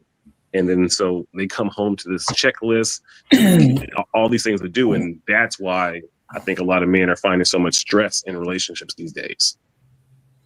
I totally disagree. I totally disagree with that. I'm glad I learned this when I was young through my father, right? Because my father got home at 4:30, and the last thing we was going to do is be interrupting him. He would take his clothes off, and he would sit on the couch with his boxers on with the hole in the middle. Nobody bothered him. Nobody said anything, right? And I sort of do the same thing today, and it allows, and I guess a lot of men haven't experienced it in a sense, but you're seeing how it's needed. And now they can identify what it is, because a lot of men, it takes some time to make those transitions, right? But if you're in a chaotic home, you come in, everybody got all the lights on, look like the building you worked at. The kids is running up all the electricity, your girl on the phone making TikToks, and the food ain't ready, but everybody done ate but you. So it takes a time, but I'm glad to see men are sort of identifying it. That's a good thing for me. And sometimes women equate men today as being lonely. They're not lonely, they're just taking the time to be alone, because when they want to show up, they'll come out refreshed. And I think women, they doing it backwards. Men are self-correcting. So, but she don't even recognize, like, damn, what am I doing? What are we doing? How can we fix it in the house? But you went to, you so miserable? Yes, I'm miserable. That's what he should have said. Coach, and had the real conversation. Now shut up. But Coach, are you finished, Coach? You still got more? Yeah, I'm done, man. I could piggyback. Where do we disagree, Coach? Well, first of all, yeah, he didn't Okay, what you was. Listen, I agree with what Coach said, because I mean, from the older crew, when I bought my house, 2 of the rooms in this place is just solely for me. And I told my wife, don't put nothing in there. This is for me. The office and my back man cave. Mm-hmm. Right. And those were my 2 places. When I came home from work, that's where I decompressed. No, I know this guy. I don't agree with his synapses bullshit. I need to see some goddamn medical evidence. Oh, that's true. Look it up. That's true. Oh, no, I know what a synapses is. I want to see whether the women have more, because the women seem, not you, Precious, of course, you're a soul woman. But the rest of the women, they need a lot to be desired in some of the choices they make. So I don't know how great they are up there, but I'm just saying. So I like what he was talking about. And as far as the second woman, I blame it on the guy for being so miserable without telling us to listen. It ain't just an hour. You're a pain in my ass. When I come home, just get the F out of my way for a little bit. And if he can't say that to her, then he's lost. You could sleep in your car and look like a wet puppy and all that kind of stuff. What about just telling her, listen, just shut up? Yeah, for sure. Get these dumbass kids together. Leave me alone. I'm telling you, don't come in here. What outcome do you think he would get if he did that, sir? Oh, yeah. It doesn't matter. Well, it don't matter. If he'll never know. It does matter. It don't. No, it don't. If he never does it, I know what it's going to get him. He's going to get him sleeping in a goddamn car. Which is going to probably lead to, if he's trying to stay married, if he's trying to stay in a relationship, if he's trying to stay, then him doing that is going to be counterproductive to his goal, correct? No. What? Not particularly. I would listen to Arpain on this. Hold on, Sean. Like we can't talk at the same time, right? So both Arpain and both Jay were talking, and then Arpain was like, "Huh? What? I don't know." Because I'm hearing you, Wash. What are you saying? If he never mentions to his wife, this nag, what she's doing to him, how is it going to ever get better? I don't know. He has to express that in a different way. He can't tell her to shut the fuck up. No, get the hell out of here. Look, not those exact words, though. Not those exact words. But our pain just saying it to as we on the panel. But in the real space, he has to have that conversation. He has to have that and not look. I'm gonna talk to my wife. We gonna come to an alignment, and then once we do, we gonna gather up these slow ass kids, sit y'all asses down. Now we go tell the story together, because I guarantee she's at home, the kids, mama, yeah, when your daddy get home, I'm gonna tell him, and we gonna do all that. He's already checked out in his mind. Now we know what happened when a man check out. Come on, he's already out. I'm listening. Yeah, I think it's been going on for a long time. Like, that didn't just start. Like, he didn't set the precedence. Like, when they first started talking, he's like, look, I need an hour and a half to 2 hours, when I get off of work. Like, don't bother me. Do you think that men assume that women know that, or like you guys are saying, is that something that has to be communicated? Because you're supposed to know your person. So if a woman is observant, if she sees how you come up, like sometimes women do have to be observant, but is that something that a man has to say to a woman in order for it just not to happen? She should already know it. No, if that's important to you. She should know men. She should have known her brother. She should have known her father. If she had been around men, she would already know this about men. But because there's no father in the house raising her like that, then that's why women don't know this about us. No, I was with you for a second. She had a father. Go ahead. Go ahead. Finish your. She had a father, right? Every woman who has a man, she has. Not every woman has a father who like that. Let me say what I gotta say, brother. I said when a woman has a man, every woman who has a man has to be molded to that particular man. If I don't, your father could have gave you some basics, but now you're my wife. I'm not your father. You got to know how I am, and even if you're like my wife is one of those women, kind of understood where I was coming from, but we still had the conversation. Mm. You know, I mean, and my thing wasn't the whole thing because, like, you know, I was one of the rare fools who really is one of those kind of guys who paid all the bills. And so, and I had one thing I asked my wife to do, right? One thing, right, that I really needed. Football season. I'm gonna go out to the sports bar, and every Sunday, and I used to say 17 weeks, but it really was just 17 days because it was just Sundays. Yeah, I was that's it. going to the sports bar. I said, on this day, don't make no plans for me. Don't ask me to do nothing. That's my time off. And she understood. I said, the rest of the year, I'm your puppy dog, okay? But these days, and my daughter challenged me. I'm gonna say this real quick. She was 7 years older than her sister, right? And she was going somewhere. It was somewhere safe to the school. I said, you gotta take your sister with you. I'm gonna drop her off. She said, Dad, I want to be with my friends. So you give your sister a book so she can read, right? Or whatever. But you taking her with you. You love football more than me. Today I do. I said, today I do. You knew what it was when you stepped in here. Today I do. This is my day. You taking her with you. And I won that argument. I'm just telling you, if you're willing to do what you need to do with your wife, whether it's uncomfortable or not. Yes, sir. You can't assume it's going to fix itself. You just can't. No. Yeah, I mean, You want to respond, Walt? Know, you want to respond, like, Wash? what's important to you? Like, you have to let them know.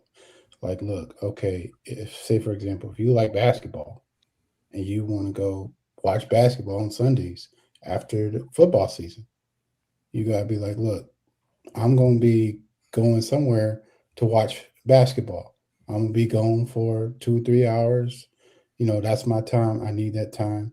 And if you let her know at the beginning, and if she can handle it, okay. If she can't, you know, you go find another one. Like, it's 10 more out there waiting, you know. So, like, we guys are real easy to understand, but women make it so hard. Well, there's reciprocation, by the way, Precious. There's reciprocation.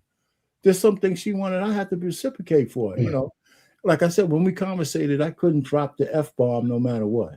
No matter how well I thought it would fit right between the sentence, I couldn't say it.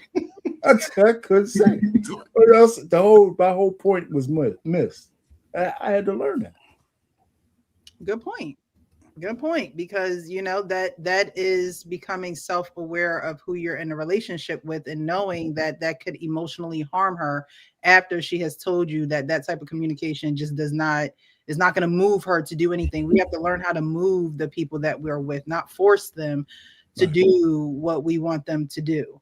There's a way to do that, and there's definitely a way for women to do that for men, and for a man to do that for women. But like Arpain said, you have to know your person, you know, dwell with them in knowledge. Knowledge means I'm learning you, I'm observing you, I'm taking notes, I'm retaining information and practicing what I say that I'm preaching. So, sir, Frank, did you want to go ahead and respond to this? Because I know that you were cut off a few times.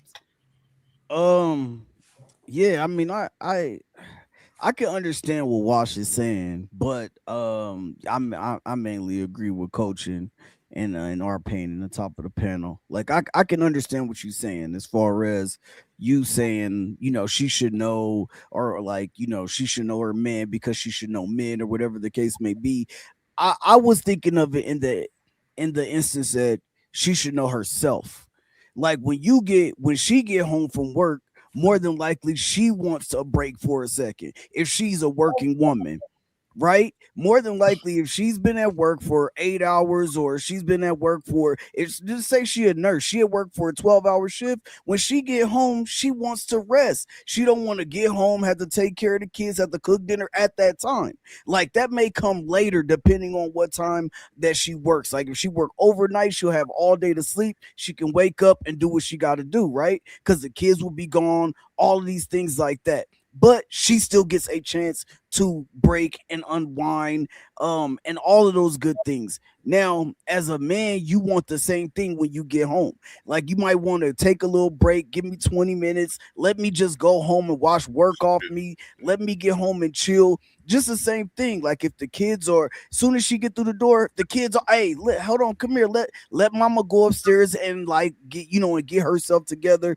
and then we all can get some mommy time in. Like those are the, so that's why I was saying. But I get what you're saying, but I would take it as she should know the same thing that she would want after a long day at work.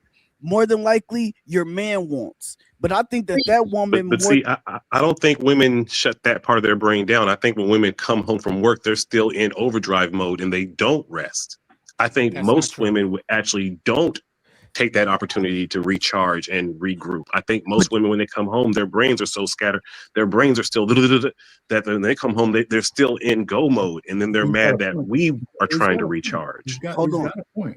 Yeah, but he has a point. But if she has a man at home, this is why I was about to say, this is why more than one thing can be right? Yes. If she has a man at home, that man is going to be like, hey, kids, come here. Like, just like you would do, like if you have a wife, you're not gonna be like, go overwhelm your mom right now. I know you might be the person to say, hey, babe, go shower, go relax for a second, and the kids is gonna be here.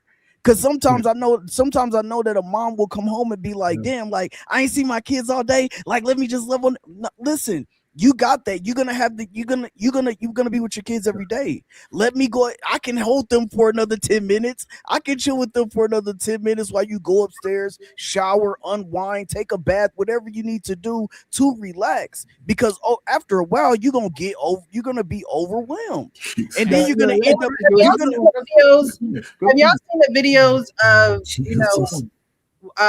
of women that say, oh, and then when it's time to go to bed, he want to tap me on my shoulder to see if I want to give him some, and it just don't work like that. We're ovens and they're toasters or whatever the microwaves, whatever the comparison is, right? Right. That's because his testosterone has now risen back to a peak. That's why I like that part in the video, because if you understand what's physically going on with the man, just like we want men to physically understand what's going on with us when we're on our cycle, and when that friend come around that time of month, right?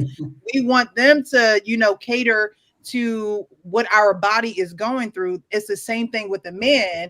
And at that time, his testosterone, if he's rested and things like that, his testosterone is now at a certain level. I think that most women complain that, when they come in, because when I come in, I'm like, if I take my jacket off and I sit down, I don't know if dinner is gonna that woman is asleep. Like, you know what I mean? Just tired. Anybody know? If anyone knows me personally, if I've ever spoken to you, I get my rest.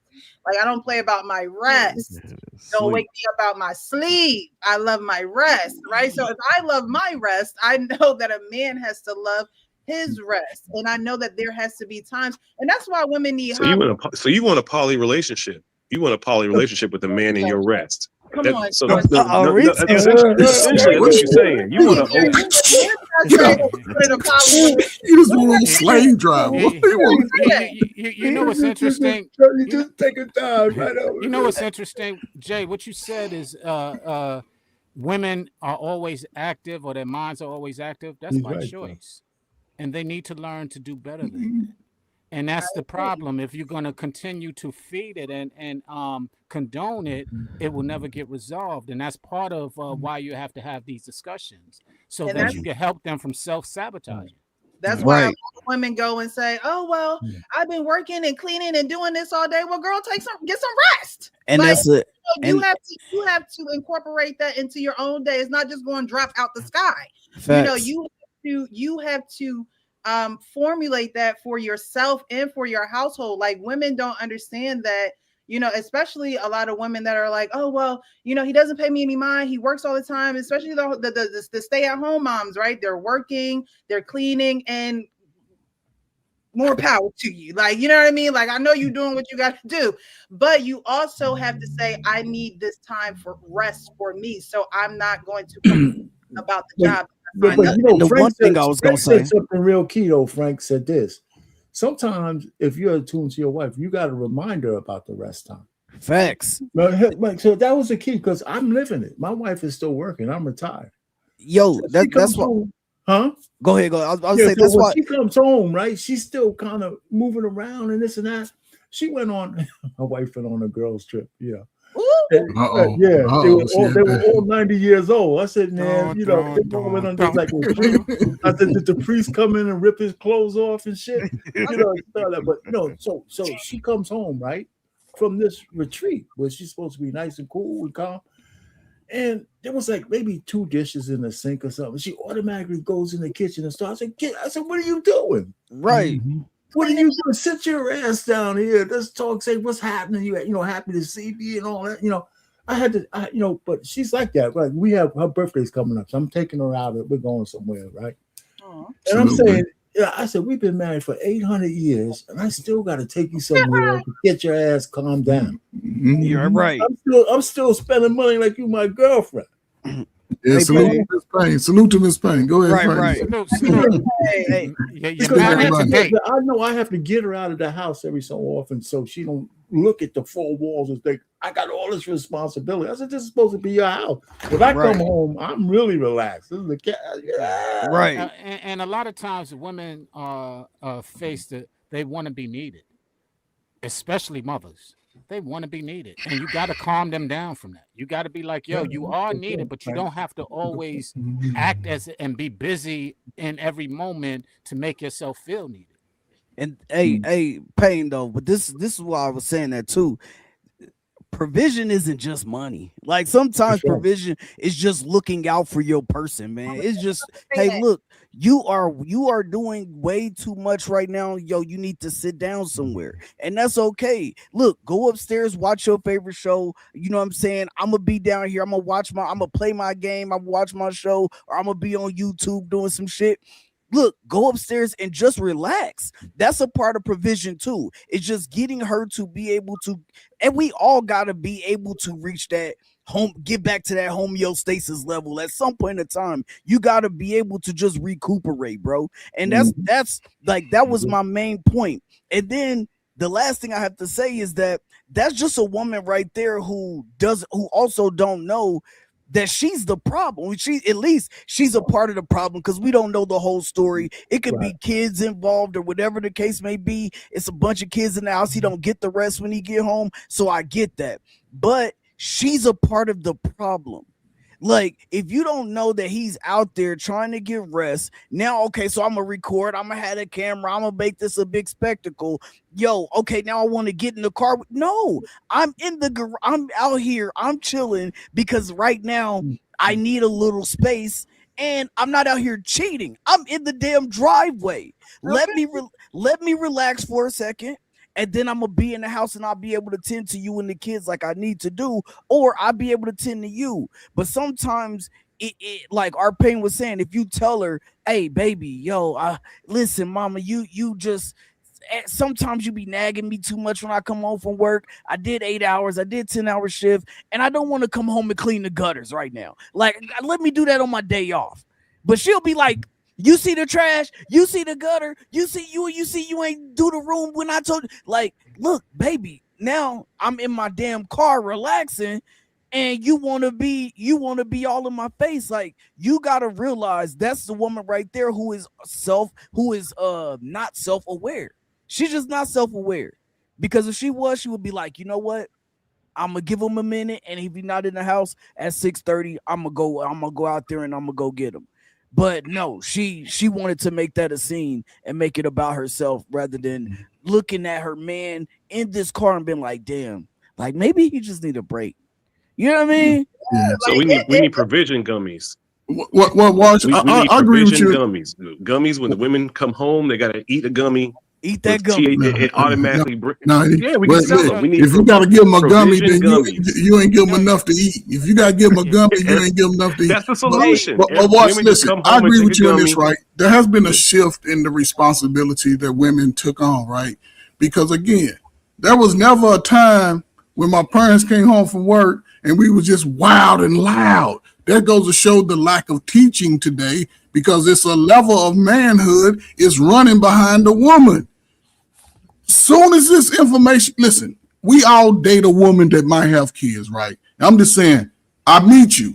I go over your house. It's loud as hell. 9 o'clock, 8:30. What the hell? And I decide to marry you. That shit's on me. Your shit already chaotic. Hey, I come home from work at 6. It's loud as hell. Man, shut that old. Did y'all see the movie Friday? Take that bullshit outside. We saw the example. Craig, bring your ass in here. When I'm laying at night, when we in that bed, you want some of this Johnson? Listen, goddammit. You better get these little slow ass kids quiet. And I need some rest when I come home. We gotta have a conversation. May not have to be old folk, but it's gonna be a time when she's gonna be wanting to get some. If you got to talk to her in that neck and hold her back, look, I need some goddamn sleep. But everybody's scared of the woman, man. I don't know, man, because it looked like she had big feet. So shit, you want to take our big ass shoes off and rest? So I need some rest. They scared of women like we're scared of police, but you don't need gummies. What you need is H2O. That Johnson. CBD water. No, you just give her that. You just give her that. You just give her that act right. Exactly. You give her that act right. Let's lay her down. Let me get some sleep. Don't make me a sandwich, goddamn it. Yeah. And put the kids to work. That's the problem with us today. Put them damn teenagers to work. Get outside, cut the grass, trim the hedges, climb up on the roof, clean all that shit. Because I'm glad my daddy wasn't paying bills and he had 6, 7 teenagers in the house. He wasn't doing shit but work and sleep. My daddy used to sleep all weekend. So come on, man, you don't be doing no work. You got kids that can pick up their little nasty drawers and toys and eat and shit. Put their ass to work. We ain't got the smartest kids no more. Kids a little slow. So if you can slow, you can work. You want some? You want some Jordans? Jordans are $200. I need at least 40 hours a week out of you. Bring me your A and B on the roll. And listen, A and B on the roll, your ass still cutting the grass. Come on, man. Oh, shut up. Your daddy was a wise man. We used he had to do all our the kids job. so that he could have free labor. I ain't mad. Exactly. Put that little slow ass to work. He might become a lawn service down the road because his daddy. But it's a new age of parent. We soft as hell, man. Stop. There's nothing wrong with putting children to work. There's nothing wrong with that. Back in the day, we used to do our yard in a neighbor's yard. It was just like, no, you're not done. Go ask a neighbor. Don't even go ask a neighbor. Just shovel their driveway. that was our responsibility, right? And nowadays that's not the case. Those things aren't enforced on children. But in her case, in this case, she would have even been okay if she came out and just said, "Hey, do you need anything?" No, just rest. Oh, okay, I'll leave you be. Do you know what I mean? And just went right back in the house.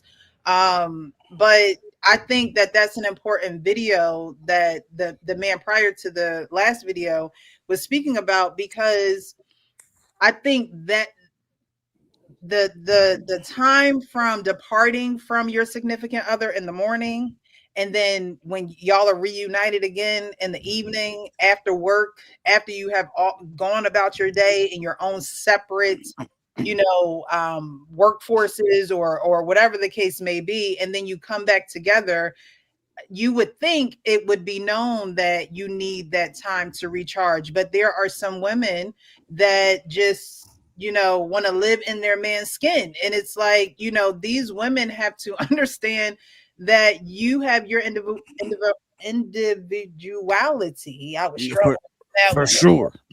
Somebody had a long day at work. And vice versa, you're not going to be the same, and you're supposed to balance each other out. And that's where a lot of women will get those thoughts like, oh, he don't want to be around me, he don't like me no more, I'm not attractive to him anymore, making up these stories in their mind because you're spending your time resting in the car. They will make up, we as women will make up a million stories. Oh, he's out there texting somebody, and he's literally, that man was knocked out. Okay, he woke up like, where am I? He was knocked out. It wasn't like he was sitting there mad or trying to get some steam off. He literally was resting. And I think that, things, that's why I asked that question, is that something that has to be communicated, or is that something that you're just supposed to know? I grew up with a dad that was just like, let me rest. My mom would make his tray, water cup, you know what I mean? We bring it upstairs to my dad and he chilling. Like you said, R-Pain, Sundays, church in the game, don't bother me, to go to your mother, type of situation. So I grew up like that. And so, I saw that in practice. There are women who don't grow up like that. And it's just like, what you doing? Who you with? Who you texting? And it's just like, girl, I agree with you, Coach Ferg, where it's like, well, if you attach yourself to that, you need to know what you're getting into. Because now you have a woman that doesn't respect your space and your time to reset, not realizing how important it is for the relationship, not even just for you, for the relationship. And that's something that us women have to keep in mind. We want men to understand us. We then have to understand them, and that they go through cycles too. Mm-hmm. Hey, I gotta go eat, but I wanted to come show my love. I wanted to come stop by, see the fam bam. You know what I'm saying? I'm hungry as hell right now, so I'm gonna go eat. But look, next week I'm off. I'm off. Nah. I bought some I bought me and my daughter some Chick-fil-A, man. So, but yeah, I'm gonna go grub, but I'm off next week. So I'm gonna definitely be on again. Got it, brother. Have a good you, man. Thank you. To you, bro. Enjoy your Chick-fil-A. Better eat healthy too. Yeah, man. I made some salmon and sweet potatoes tought. So good. All right, so we're gonna get into this last video, and then we're gonna get up out of here. But this is a video of Clifton Powell. He's in a round table conversation with men, and I'm pretty sure you guys have seen this. This video circulating around social media, but he's in this conversation, and things get a little heated, and I just had questions, like a lot of questions, like okay, we're gonna play it. Point where you have to decide, how do I want to live? There we go. My life. I haven't talked to my daddy in 6 years. I don't give a fuck about what my family has gone through. I know where I will go. So it's like, you can only say that for so long. Black women are tired. Have that upon yourself. Stop waiting for a woman to tell you what you need to do. Take that upon yourself. Let me address that real quickly. For me, I didn't know fucking how to Can love. I say one more thing? No, I have to say this, because another thing that happens is, too, you live your life for so long, and I'm not meaning no disrespect by It's this. all right. Just say it, bro. But when you hit your 60s and your 70s, I want to be right. Okay, but let me. I want to live my life right. I want someone to take care of me and protect me, and that's what a lot of women. This part just agitated me. Like, you can't hear people when you both trying to talk, and then you trying to talk over him. Because I'm living it right the fuck now. As I said, listen to I said 60s and 70s. Let me. And then you yelling at the elders. Okay.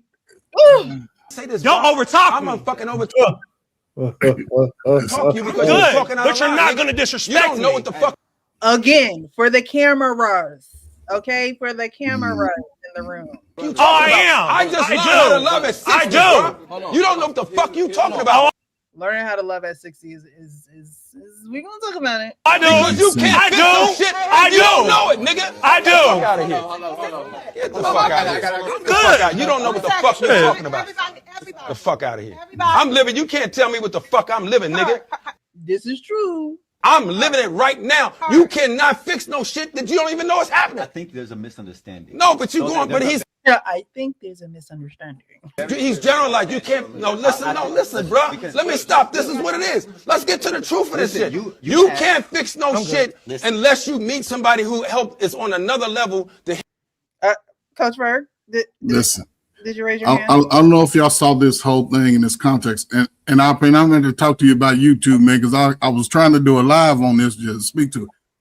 The two guys, the little Hispanic guy and the other guy, the black guy, the problem in this type of conversation, those men are boom.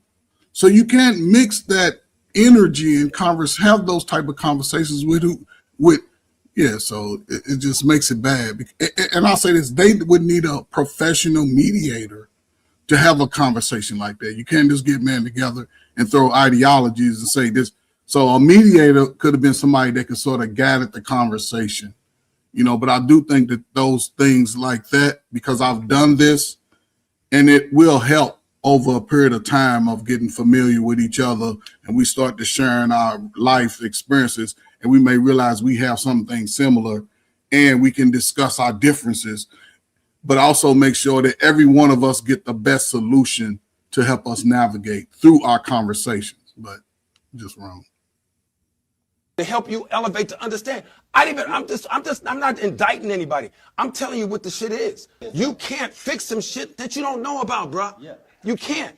And then you get there at 69 or 70 and say, I thought I was being loving all this time. That's what our parents have gone through, and that's why we all so fucked up right now.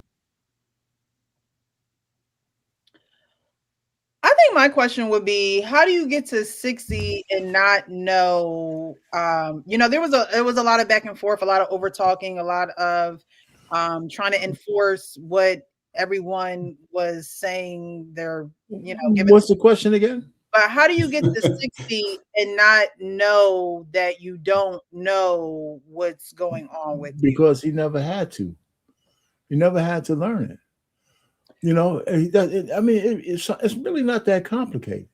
Because this guy's been in, well, again, you're going to say something? When you say he never had to learn it, what would, you know, is it an attitude of men where it's, no, I'll learn it for who I feel like learning it for, or I'm going to learn this because it's an important part of my life and I need to get better. Well, listen, what I'm saying is, let's not use the word men. Let's just talk about him. He's talking for himself. He's been in the limelight for pretty much his whole life. Mm-hmm. Right? So his life, he might not have had to learn those lessons like grounded people. Mm-hmm. Right? And now that he's slowing down, he didn't get those jobs like he used to. Now he's got to be more interpersonal with people. Yeah. And he's learning he was missing something. Yeah. And with himself, he's starting to see himself. So the only thing I give him credit for is that now he's aware that he missed something in his whole life and he can't get it back. Mm-hmm. You know, because at least he can, live out his days, but he can't he's reflecting on all the shit that he could have done if he was a different man. And that's I think that's what he's trying to convey. And he's admitting that he has this hole in his life that's by his own doing, you know, and then the gay boy is over here telling him, you know, disrespecting him, and you know, it's like a bridge too far, you know. And that's it. I mean, the guy might have had his opinion, but the guy don't even like his own father, you know. And so I'm just trying to say, so Clifton he made his mistake in his life, and he's kind of bearing his soul to the people. And then he's got the zesty dude over there, you know, disrespecting, you know, and men don't usually bare their souls like that.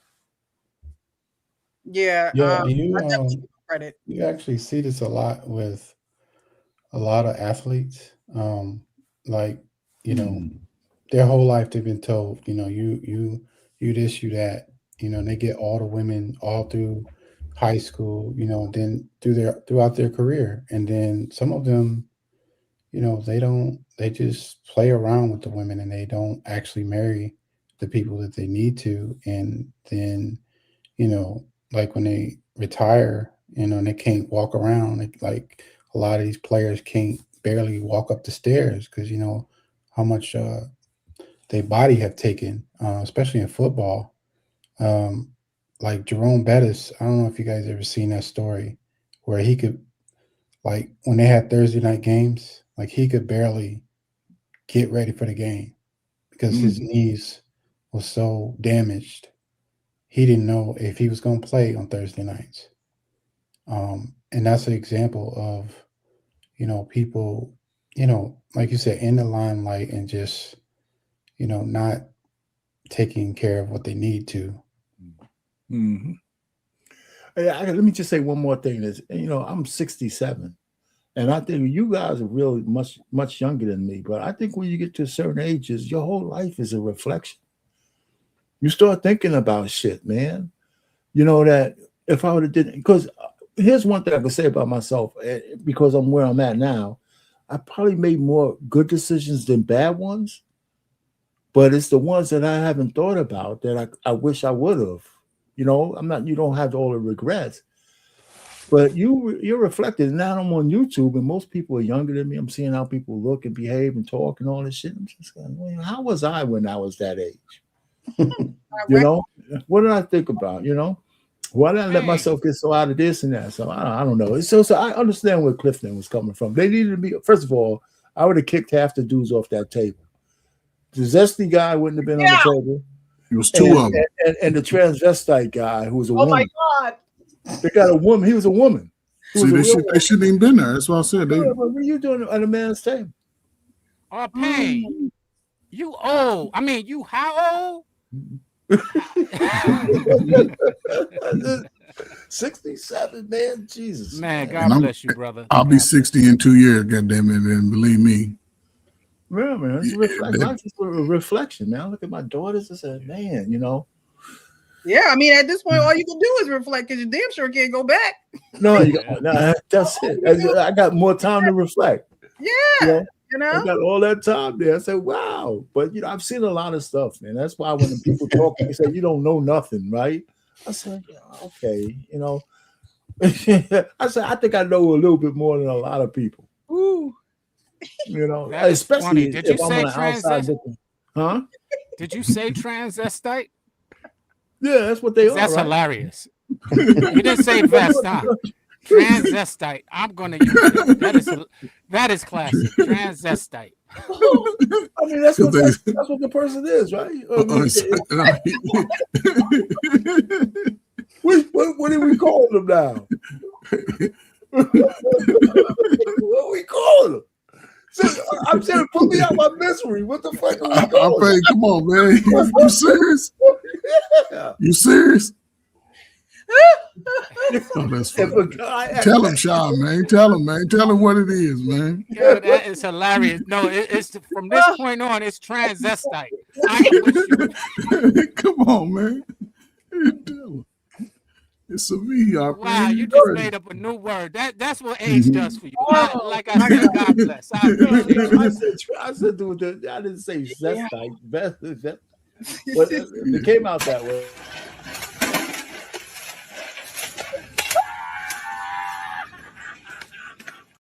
Oh my God.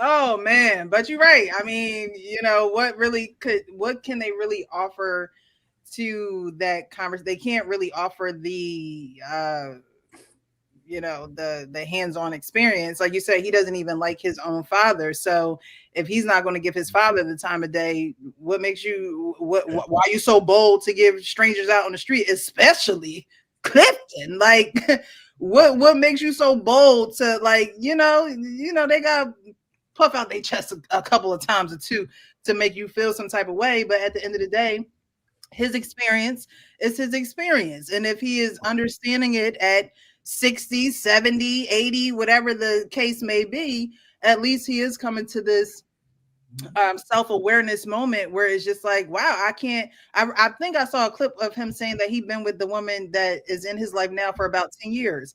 And so that is a work in progress. And were they together consecutively for 10 years? I don't know. Did they have issues in their relationships? I'm pretty sure he's, well known, but at the end of the day, he's trying. And there are some men who don't come to that fruition where they, have to realize that they have to be better for themselves and those around them. They feel as though they can live in this world of ignorance. And, you do what I say, the world bows to my feet. Coming from the woman's perspective, though, I can understand when he says that, at this age now you're looking to be better. And all women are saying is, why is it taking that long? That's why I think I asked that question in the beginning, because it's like, when is this when you choose to do it and you realize that you have to be better, or is this, like you said, our pain, like your reflective period where it's just like, maybe I really should get myself together? And I'm talking about grounded men. I'm not talking about the men that are in the limelight, because those are the rare, population that have that situation. But there are plenty of grounded men who get to a point where it's just like, they don't necessarily want the marriage. They don't want, the things that the women want, the women that want to be with them, right? I think that men should be with women who want to be with them. I don't think that you should go after women who don't want to be with you, right? So you have a woman that wants to be with you, and you feel as though, and of course, men can do what they want. We can't tell y'all what to do, but there are men who choose in their best interest of, this is how I am. Don't try and change me. I'm going to be who I am.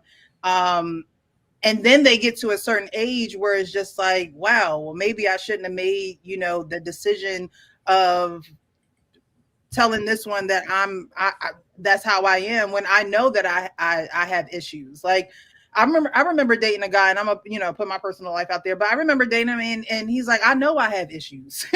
he told me, like, I know my issues aren't fair to you. What does a woman do with that? Well, you know what you did with it. Are you still with him? You still with him? Oh. Okay, so you know what you did. You know what you did with it. No, but I'm just saying, like, is that the advice that a man give to a woman, where it's just like the men who know that they have to change? Let's finish the question. He said, I know I got issues. And so how would you deal with that as a woman? I mean, I guess the first question is, are you going to stay like that, or are you willing to change out of that? And if he's saying, this is just me, you got to accept it, now you have a choice to make, right? I'm not going to live with that. So that's how it is. I mean, I think we make it too complicated. Right. I mean, you have to make a choice. Like when a woman, like the guy told Clifton, we had something about women in general. Well, the fact that Clifton might have been a messed up guy, it's not that he was messed up to all women and that he wasn't the right way for women to accept. That's not, the women can't tell him how to be. If he's not for you, he's not for you. Right. Right. So putting the weight of what women desire on a guy like Clifton is not fair to him, even if he is messed up. Because obviously there might have been a woman or two who would live through that. Right. So so when I'm listening to these guys talk, I just like now I look at women. If women want to be free, I think we should stop arguing with them. Be free, because they're going to have a reflective period at some point. Yep. And they are, and we starting to see it more and more on the internet, right? They hit. We talked about this a little bit last week. You hit 40, you do inventory, right? And then you start thinking about the decisions you make, right? I don't want a husband, I don't want any kids, but at some point that might change. Now, if it changes at 35, that's different than changing at 45. So you got to, so that's why I look at it. So I think we argue too much a little bit. We complicate shit. If one woman ain't for you as a man, then she's not for you. But you tripping out trying to change her, that's crazy. And we have too many men that way, and we have too many women. I agree. I think it's pretty important that you learn and understand that you can change.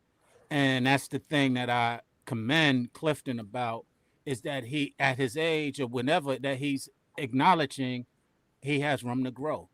And if we all can acknowledge that we have room to grow as long as we're living, we have the opportunity to possibly grow. Often we get to a point where we don't want to grow. We say, I want to be who I am. And to each his own, and you can pick that person if you like. I have picked that person. I have been that person. But at this point in my life, no longer will I pick that, and no longer am I that. I'm realizing that every day until I die, I want to be able to grow. And I want somebody who's willing to do it with me. And if you're not willing to do it with me, then I'm just really not that interested. And unfortunately, I'm running into, in our age group, with women who don't want to change, women who feel they're at that pinnacle. And I'm like, you know what? I commend you, salute to you. I just can't be with you. Okay. All right. Anybody else want to speak on this video? It's more, or you're going to show more of the video, or is that it? I mean, did they ever get to the question? I mean, all I heard was shouting and yelling. That was it for that video. Of course, that particular discussion was clipped up a few times, but I just took that video, pretty much getting the point out of it of him realizing this at a young age, and he's being attacked for realizing this. And like you said, is nobody's fault other than the person who deals with the stage of life that that person's in, right? You have a choice to deal with it, and you have a choice not to deal with it. However, he has gone through it and is living to a place and to a point now where it's just like, wow, like I didn't even know. Like y'all said, like anyone with a logical mind would know that this is a man who is in Hollywood. You know what I mean? Like he didn't have to face that. He had to act. He had to be a great actor.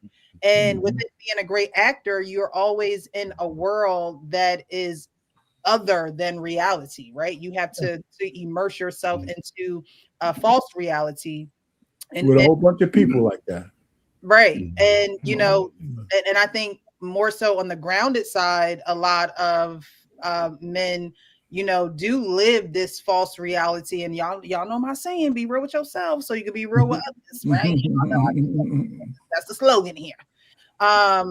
You know, you live this false reality instead of being like Clifton and saying, you know what, it took me a while to get here. Like it really took me a while to get here. And it took, actually in another clip, he said it took a woman to help him get there. And maybe we'll go over next week. I saw a clip of another man talking about, you know, sometimes that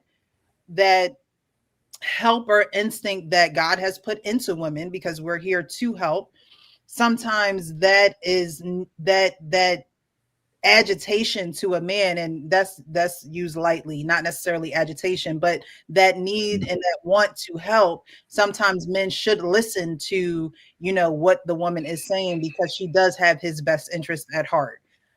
So maybe we'll get into that next week. But that was his point, you know, in other clips. Like it took for a woman to come in who was at a higher thinking level or at a high psychological level, emotional level, for her to come in and really care and love on me, to make me realize that, you know, I've been treating people like crap, or I've been expecting people to deal with my crap, and it's time for me to actually deal with it. Wow. Yeah, that's why I said he's not qualified, right? Because who's not qualified? Clifton is not qualified, right? Because his story is no different from any other man at that table who may have lived that same life, just not in the public eye. That's why I say, because I think he has a good intention, but to be it, because they've all gone through something. That's why they're there, right? And you have to be able to sort of make it to where what I went through is not as important as anybody else's here. Now we may find out through sharing that we got some similarities, but the dude that was like that, he started talking about how women are victims. And then you got to look at, because when I work with people, I learn how to live. He said something very crucial. As a man, I ain't spoke to my father in 6 years. That says a lot to me. So how can you, so you know what I'm saying? Because you're still, if you're not speaking to your own father and you're a grown man, you think you're going to talk to other dudes any kind of way? And you got some other issues outside of being a man. It just says a lot to, because I listened to that whole video. It's pretty long. Very judgmental. It just doesn't, it doesn't, they needed a mediator. That's why I said they needed someone who can help them mine out each individual's story first. Let's tell our stories, and then we can come back and see where we can fix. And because most men are fixers, that's why they at that table, they want to fix something. So let's get everybody's story, and nobody's as important. And we're not going to judge you in telling the story. And then you can address me, Precious. Hey, you said something earlier about this. Could you explain that? Could you talk about, you know what I'm saying? So just, you got to know, there's dynamics there that make that kind of fleshing out things to that degree pretty difficult when you have that many people around the table. 15 is good. I just, listen, like I said, Clifton, when he found this lady he just decided to listen to her.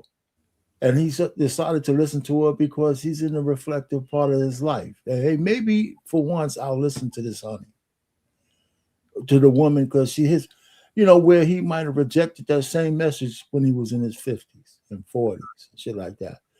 So that's what, that's how that is. Like I said, I think we just complicate things so much because I don't know whether it's social media and the way people think we've changed so much. I think that if we look at the nature of men and the nature of women, I don't care what anybody says, our nature is undefeated, right? Men's nature has been pretty constant throughout the ages, even in social media era. Men like women, I mean, real men, and we do a lot for them. Women's nature has been the same, except that it's been unleashed. It's been unleashed. It's not that it's different. It's been the things that used to govern women are gone. Social mores, religion, all that kind of stuff, that's gone. The pill in the 60s, you think that women didn't want to get bust down before the pill? Yeah, but they couldn't because it was much more dangerous. So when the pill came out, so I'm just saying the nature of women are the same. It's just unleashed. And that unleashing has put changes throughout the world. It just has. And that's just the power of it. But the nature's there. And when men understand the nature of women, they have less problems. What's interesting about what you're saying? I was speaking about nature earlier today, and we all have our natures, but it takes us to have restraint and discipline over those natures which makes us civilized. Well, no. That's what makes us civilized. Is when we do, and that civilization, is arguable, but that's what we all have. That nature. We all have natures that are not to the benefit of others. Our nature is self-preservation. I didn't mean to make it negative, but you're making it negative. We all are subject to nature. I'm not. What I'm saying is we all have nature, but we're not subjected to it. We choose what nature but we are subjected to it. We are subjected to our natures. It's whether we make a conscious decision to control it or not. We are not our part. We're not separate from our nature. I'm confused because you're saying what I'm saying in a different way. No. You said we weren't subjected. You said we weren't I think we are. But I think the part I agree with you is that regardless of whether you're subject to it or not, you should control it. That's why when we had that conversation about women who don't understand that men don't want to have female friends in that nature, the platonic relationship kind of thing. It's not that men don't want to have platonic relationship, but if we ain't doing nothing, I'm not going to be up under any honey who's just cute in intimate circumstances and shit like that. Why am I there? The real truth is women extract what they need from men. They really do. And they don't have to be sexually, they don't need the sex, but they extract what they need from you, because if they didn't need that, you wouldn't be around. You would be invisible to them.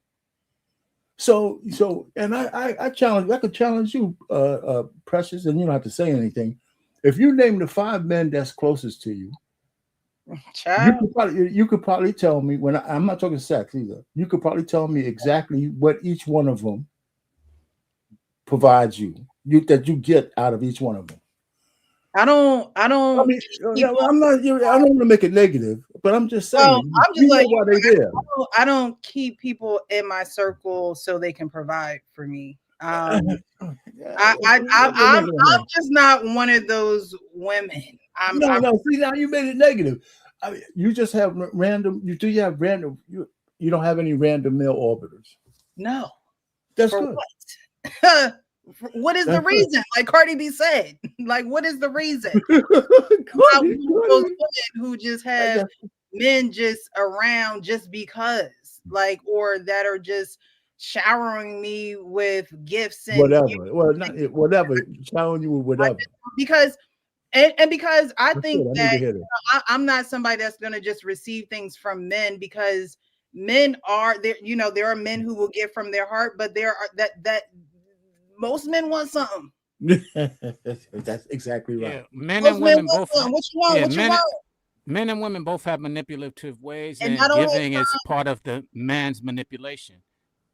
Right. I just don't have time to partake in that game with you. So, you know, it has to be something that, you know, is an exclusive type of thing. Like I just don't do that. I appreciate the answer because I'm putting my thesis together. Yeah, like I just don't see I just don't see the need for it. You know what I mean? That's good. I think that's really good because you understand that men at some point, if they're not, they're gonna seek reciprocation. Yeah, like Whether they do it physically, but they're gonna be thinking about it. Yeah, That Pain, energy is you gonna keep be in the forgetting. air. You keep forgetting. That's why her name is Precious, because she's a gem. That's not why, but we can go there. No, I don't know. That's good. That's good. I needed that. I I was needed raised different too, right? Like I was Mhm. raised in a 2-parent home thanks to adoption. Like that was the wonderful thing about adoption in my case. While adoption was traumatic for me, it actually gave me different tools in life and different disciplines, and it makes me look at things differently because of how my parents raised me. And you know, that just wasn't, you know, I didn't see that growing up. You know, my mom was married to my dad. You know, I didn't see her have people in her life to do things for her because she was tired or she didn't want to, or no, it was a commitment and that's what it was. You know, we got business here. This is our business here. You know, so I just don't live that life. I really don't. Oh, I believe. Plus, I'll be busy, child. Like you get in where you fit in. You know, like I just don't have this idle time to just, you know, provide. Like it would, we would have to like really be onto something, doing something for me to give you my attention. I'm with you. All right, y'all. Well, we are at the end of the show. We're going to go for final thoughts and then we're going to get up out of here. But before we do, thank you guys so much for watching. Whether you were here from the beginning, you stayed throughout the end, you are part of the replay gang. Definitely subscribe to the channel, the Real Precious Network. On Tuesday night, we have the Adoptee Foster. And then on Wednesday nights, we have the Men's Forum. Anyone is welcome to come up on the platform. I do link the live link in the comments, and so you're more than welcome. But I appreciate you guys participating, the engagement in the chat. I really do appreciate you. We're gonna go around with final words and then we're gonna get up out of here.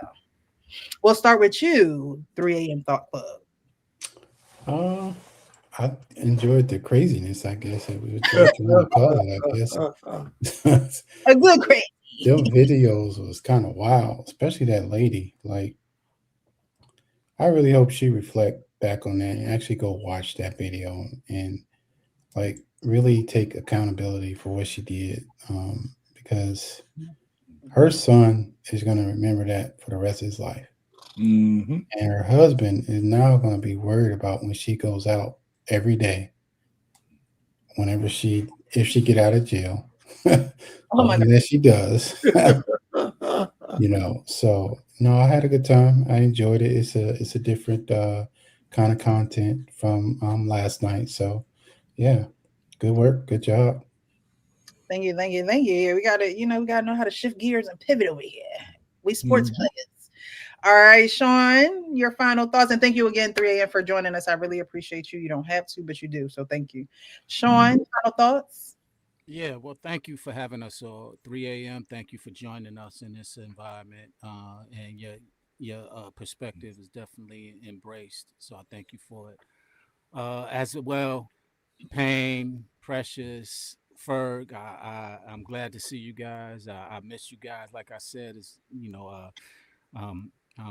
Frank, everybody who joined us. So thank you for being back. And to your point that you just made, I think we all need to be reflective on ourselves as well as with others so that we can start getting some resolutions to some of the things that we're challenged with and that we're strained with as a community, as a race, depending on, or as a family, depending on which one you're involved in or where you have passion. And I think that when we start identifying our similarities, and a lot of people say you're not supposed to judge, but I think we are here to judge one another. And when we take on that responsibility to be able to reflect and judge with each other, and trust each other's judgment as opposed to defend the offense that we might feel, we might start getting places. So I hope these are steps towards getting there. Thank you, Sean. I appreciate you. Thank you so much for coming up on the panel this evening. Coach Ferg, final thoughts? Oh, listen, Press, it's a great show. Sean, I agree with you. I mean, I'm going to disagree because I'm here to shame the foolery in 2026 and beyond. I'm just here to shame, you know what I'm saying? I'm not here to judge people. We all go do stupid stuff. They talked about me when I was a kid. I'm going to talk about black folk. I love black folks so much. I'm going to talk about us till I leave this earth. And I do it out of love, man. And my man, listen, when I say the little slow kids, I retired work. I love young people, man. Dealing with these grown folk, I'm shaming your ass. If your mom and daddy didn't tell you, your big auntie, somebody, or you disrespected them, and you do some dumb stuff, get your ass back in the car. Thank you, Mr. Officer. Baby, what you want to eat? I'm sorry to send you through that. Don't let nobody know what happened. I'm going to save this video for court, and I'm going to take you out of school, and we're going to get you some money for your new Jordans when we sue. You know what I'm saying? They might, but again, man, we got to be grown. Sean, I'll say this. When we start having these meetings with the police, tell them specifically, I need white officers to show up. Because every time we do it, we got our nephew cousin who's on the police force coming with some brothers, and they listening to our same story. So say we want some white officers, the white chief, to come and sit down with us. And when they come, show them that all those narratives that they throw at us ain't true. Show them with some dignity and hit them with our YouTube intellect. Because we all smart as hell on YouTube. So just use it in a tactful way, and we can get the results we need. And when they say show up in your neighborhood event, your neighborhood vote, take you and your slow 18-year-old son who ain't doing shit down to vote. Make him know that he's a part of the community. And he's part of the protection of the community. It's just unfortunate that 2026, we got 40, 50-year-old women trying to wrestle the police and then play victim on the end. I'll say it's not shut up. Me and my wife talk about these things. I'm going to bring this topic up. Listen, sit your old ass down. Get home.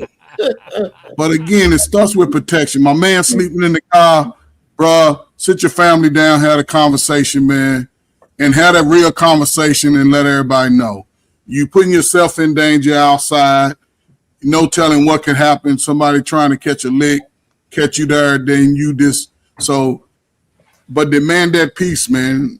And I'm not saying leave your wife, man, but if you got to go to bed, knocking her down, when I say knock her down, I mean, making love in the sheets, knocking her down until she get an understanding of, hey, I need the things that I need to make sure our house is whole, because the house has to be whole. So, but put them dumbass kids to work. All teenagers must work. Everybody, they get off on weekends. Remember cartoons on Saturday? That's right. Everything else, your ass work. And when I cut the lights out at 9 o'clock, everybody cutting the damn lights out. Go in your room, get on your tablet, get on your phone, and talk to your dumbass friends who go, hey, you messed up out here. But hey, yes, it's the best sometimes. Everybody get the best results out of that. So yeah, but she got really like you for the angry hunching. Okay? No, she like. I really like you. Angry hunching is something. Well, sit there and close your eyes and imagine something. Right. Hey, wait, Coach, when you said that, I just had a picture, her with you had a list of demands on her back while you hunching. Oh my God. That's hilarious.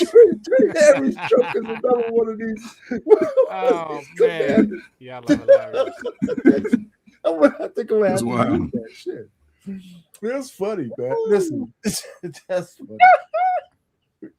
Anyway. Hey, Arpane, thank you so much, We Coach. ain't talking about those trans zestials. Transvestites. Well, anyway, listen, one of the things I guess I'm mellowing on these things. I look at this whole YouTube thing as like a macroscope. Mm-hmm. That I'm looking from the outside in, right? Because I've been married for so long. And every time people tell me I don't know anything because I'm so old, I said, well, I probably know more than you because I can observe objectively and you're in the mix. And by being in the mix, you're interfering with the experiment, but I'm outside of it. So I'm looking in and seeing how stupid you are. You know what I'm saying? And I don't say it like that, but I'm just thinking, like, they say, well, you don't know nothing about dating or you don't know nothing about women because you've been married that long. Well, you mean I slept with somebody for 38 years and I don't know nothing about women? I've been next to one for 38 years, longer than you, right? And and no matter how much I try, my wife never turned in a woman card. She's never turned it in. Ever since I do to now, she's been that. So anyway, I just think about it. I just think of how people are getting together and intermingling and stuff like that, men and women. Something that's supposed to be natural for us is so complicated now. It doesn't make any sense. You could tell it's programming. You could tell it's propaganda. It's all of these isms that are happening to us. And and a lot of people are being affected by it. Yeah. Being afraid of each other. Some women think that all men are dangerous. Some men think that all women are just not worth a dinner. Actually, when I dated, I could have a dating life because I could budget it. But I could see where men are coming from now because a regular dating life costs you $1,000 a month. If you're trying to pick a woman, because nothing's cheap. Well, hey, if a woman telling she ain't going to Cheesecake Factory, I'll go. Let's go. that's $200. I want my. You can drop 2 beans in the Cheesecake Factory pretty easy. But I'm just saying. But the guys are having their own problem. Women are having their own problem, and they need to figure it out. I'm a pro advocate for marriage. I'll end it here. But the way people look at marriage, I'd rather them not get married because they're messing up my statistics. If you can't stay married, don't get married. If you can't go through the vows and don't treat it like a Chinese menu a la carte and shit, this one is okay, that one is okay, but this one's a little shaky, don't get married. Don't. But that's what I'm saying. So I'll just end it there. I just think people are making life too complicated. And they're caught up in the mix. They're just caught up in the mix. There's nothing wrong with Cheesecake Factory, okay? Because every time I go, I got to get my buffalo bites. Like, I haven't been there in a while. I need to go. What? My buffalo bites, my little bourbon, little drink, Good time for me. It's a good time for me, okay? I don't know what these women be talking about. We eat. I know. That was a good skit. My belly is. Hey, thanks for everybody. Hey, nice meeting you, 3 a.m. Thank you, Arpina. I appreciate you. Thank you. Tonight went well. I appreciate you guys again. I can't say it enough. Those who have been watching, thank you so much. I think in all of the videos, there was room to not necessarily point the finger, but to have some accountability on both ends. You have a Black woman with her Black son in the car and during a routine traffic stop, and the woman was wrong, and so was the cop, right? You have a woman who is coming out checking on her husband who has been asleep in that car for an hour. And he tells her, I just want some rest, right? And so, now she's proceeding to get in the car after he said he just wants some rest, child. He didn't say he wanted to play pity pat. He said he wanted some rest. So both of them, like you guys said, the men have to be vocal in that manner of setting order for the home, just like the woman sets order with the children and schedules and being able to do things in a timely fashion, so the house is at a certain level at a certain time, and so those testosterone levels can rise for y'all, and a woman can completely understand that there's accountability on that needs to be assumed on both ends. And then the last video where there is a round table of men, And one man is giving his perspective, and then there's the younger generation that I don't want to hear all that. I don't want to hear all that. You know, I don't talk to my daddy. I don't care where he been, but I know where I'm going to go. You know, sometimes you do need to know the past so you can understand the future. I'm a huge advocate, and John knows this. 3 a.m. Thought Club knows that. You know, we should know all about ourselves. You know, we should be able to go back in the past and have those conversations and gather that knowledge, so we don't repeat certain things, because like I always say, the blood don't lie. You know, what your mama got in her blood and with your auntie and your grandmother, that has traveled all the way up to you. And the same for men, that's traveled up to you. And when those generations don't break or change the trajectory of certain negative behaviors, they will naturally just come out of you, because that's where you come from. And so on both sides, there is accountability. And you know, on the men's forum, I want to have that type of discussion. You know, where can there be accountability taken on both sides instead of just pointing the fingers?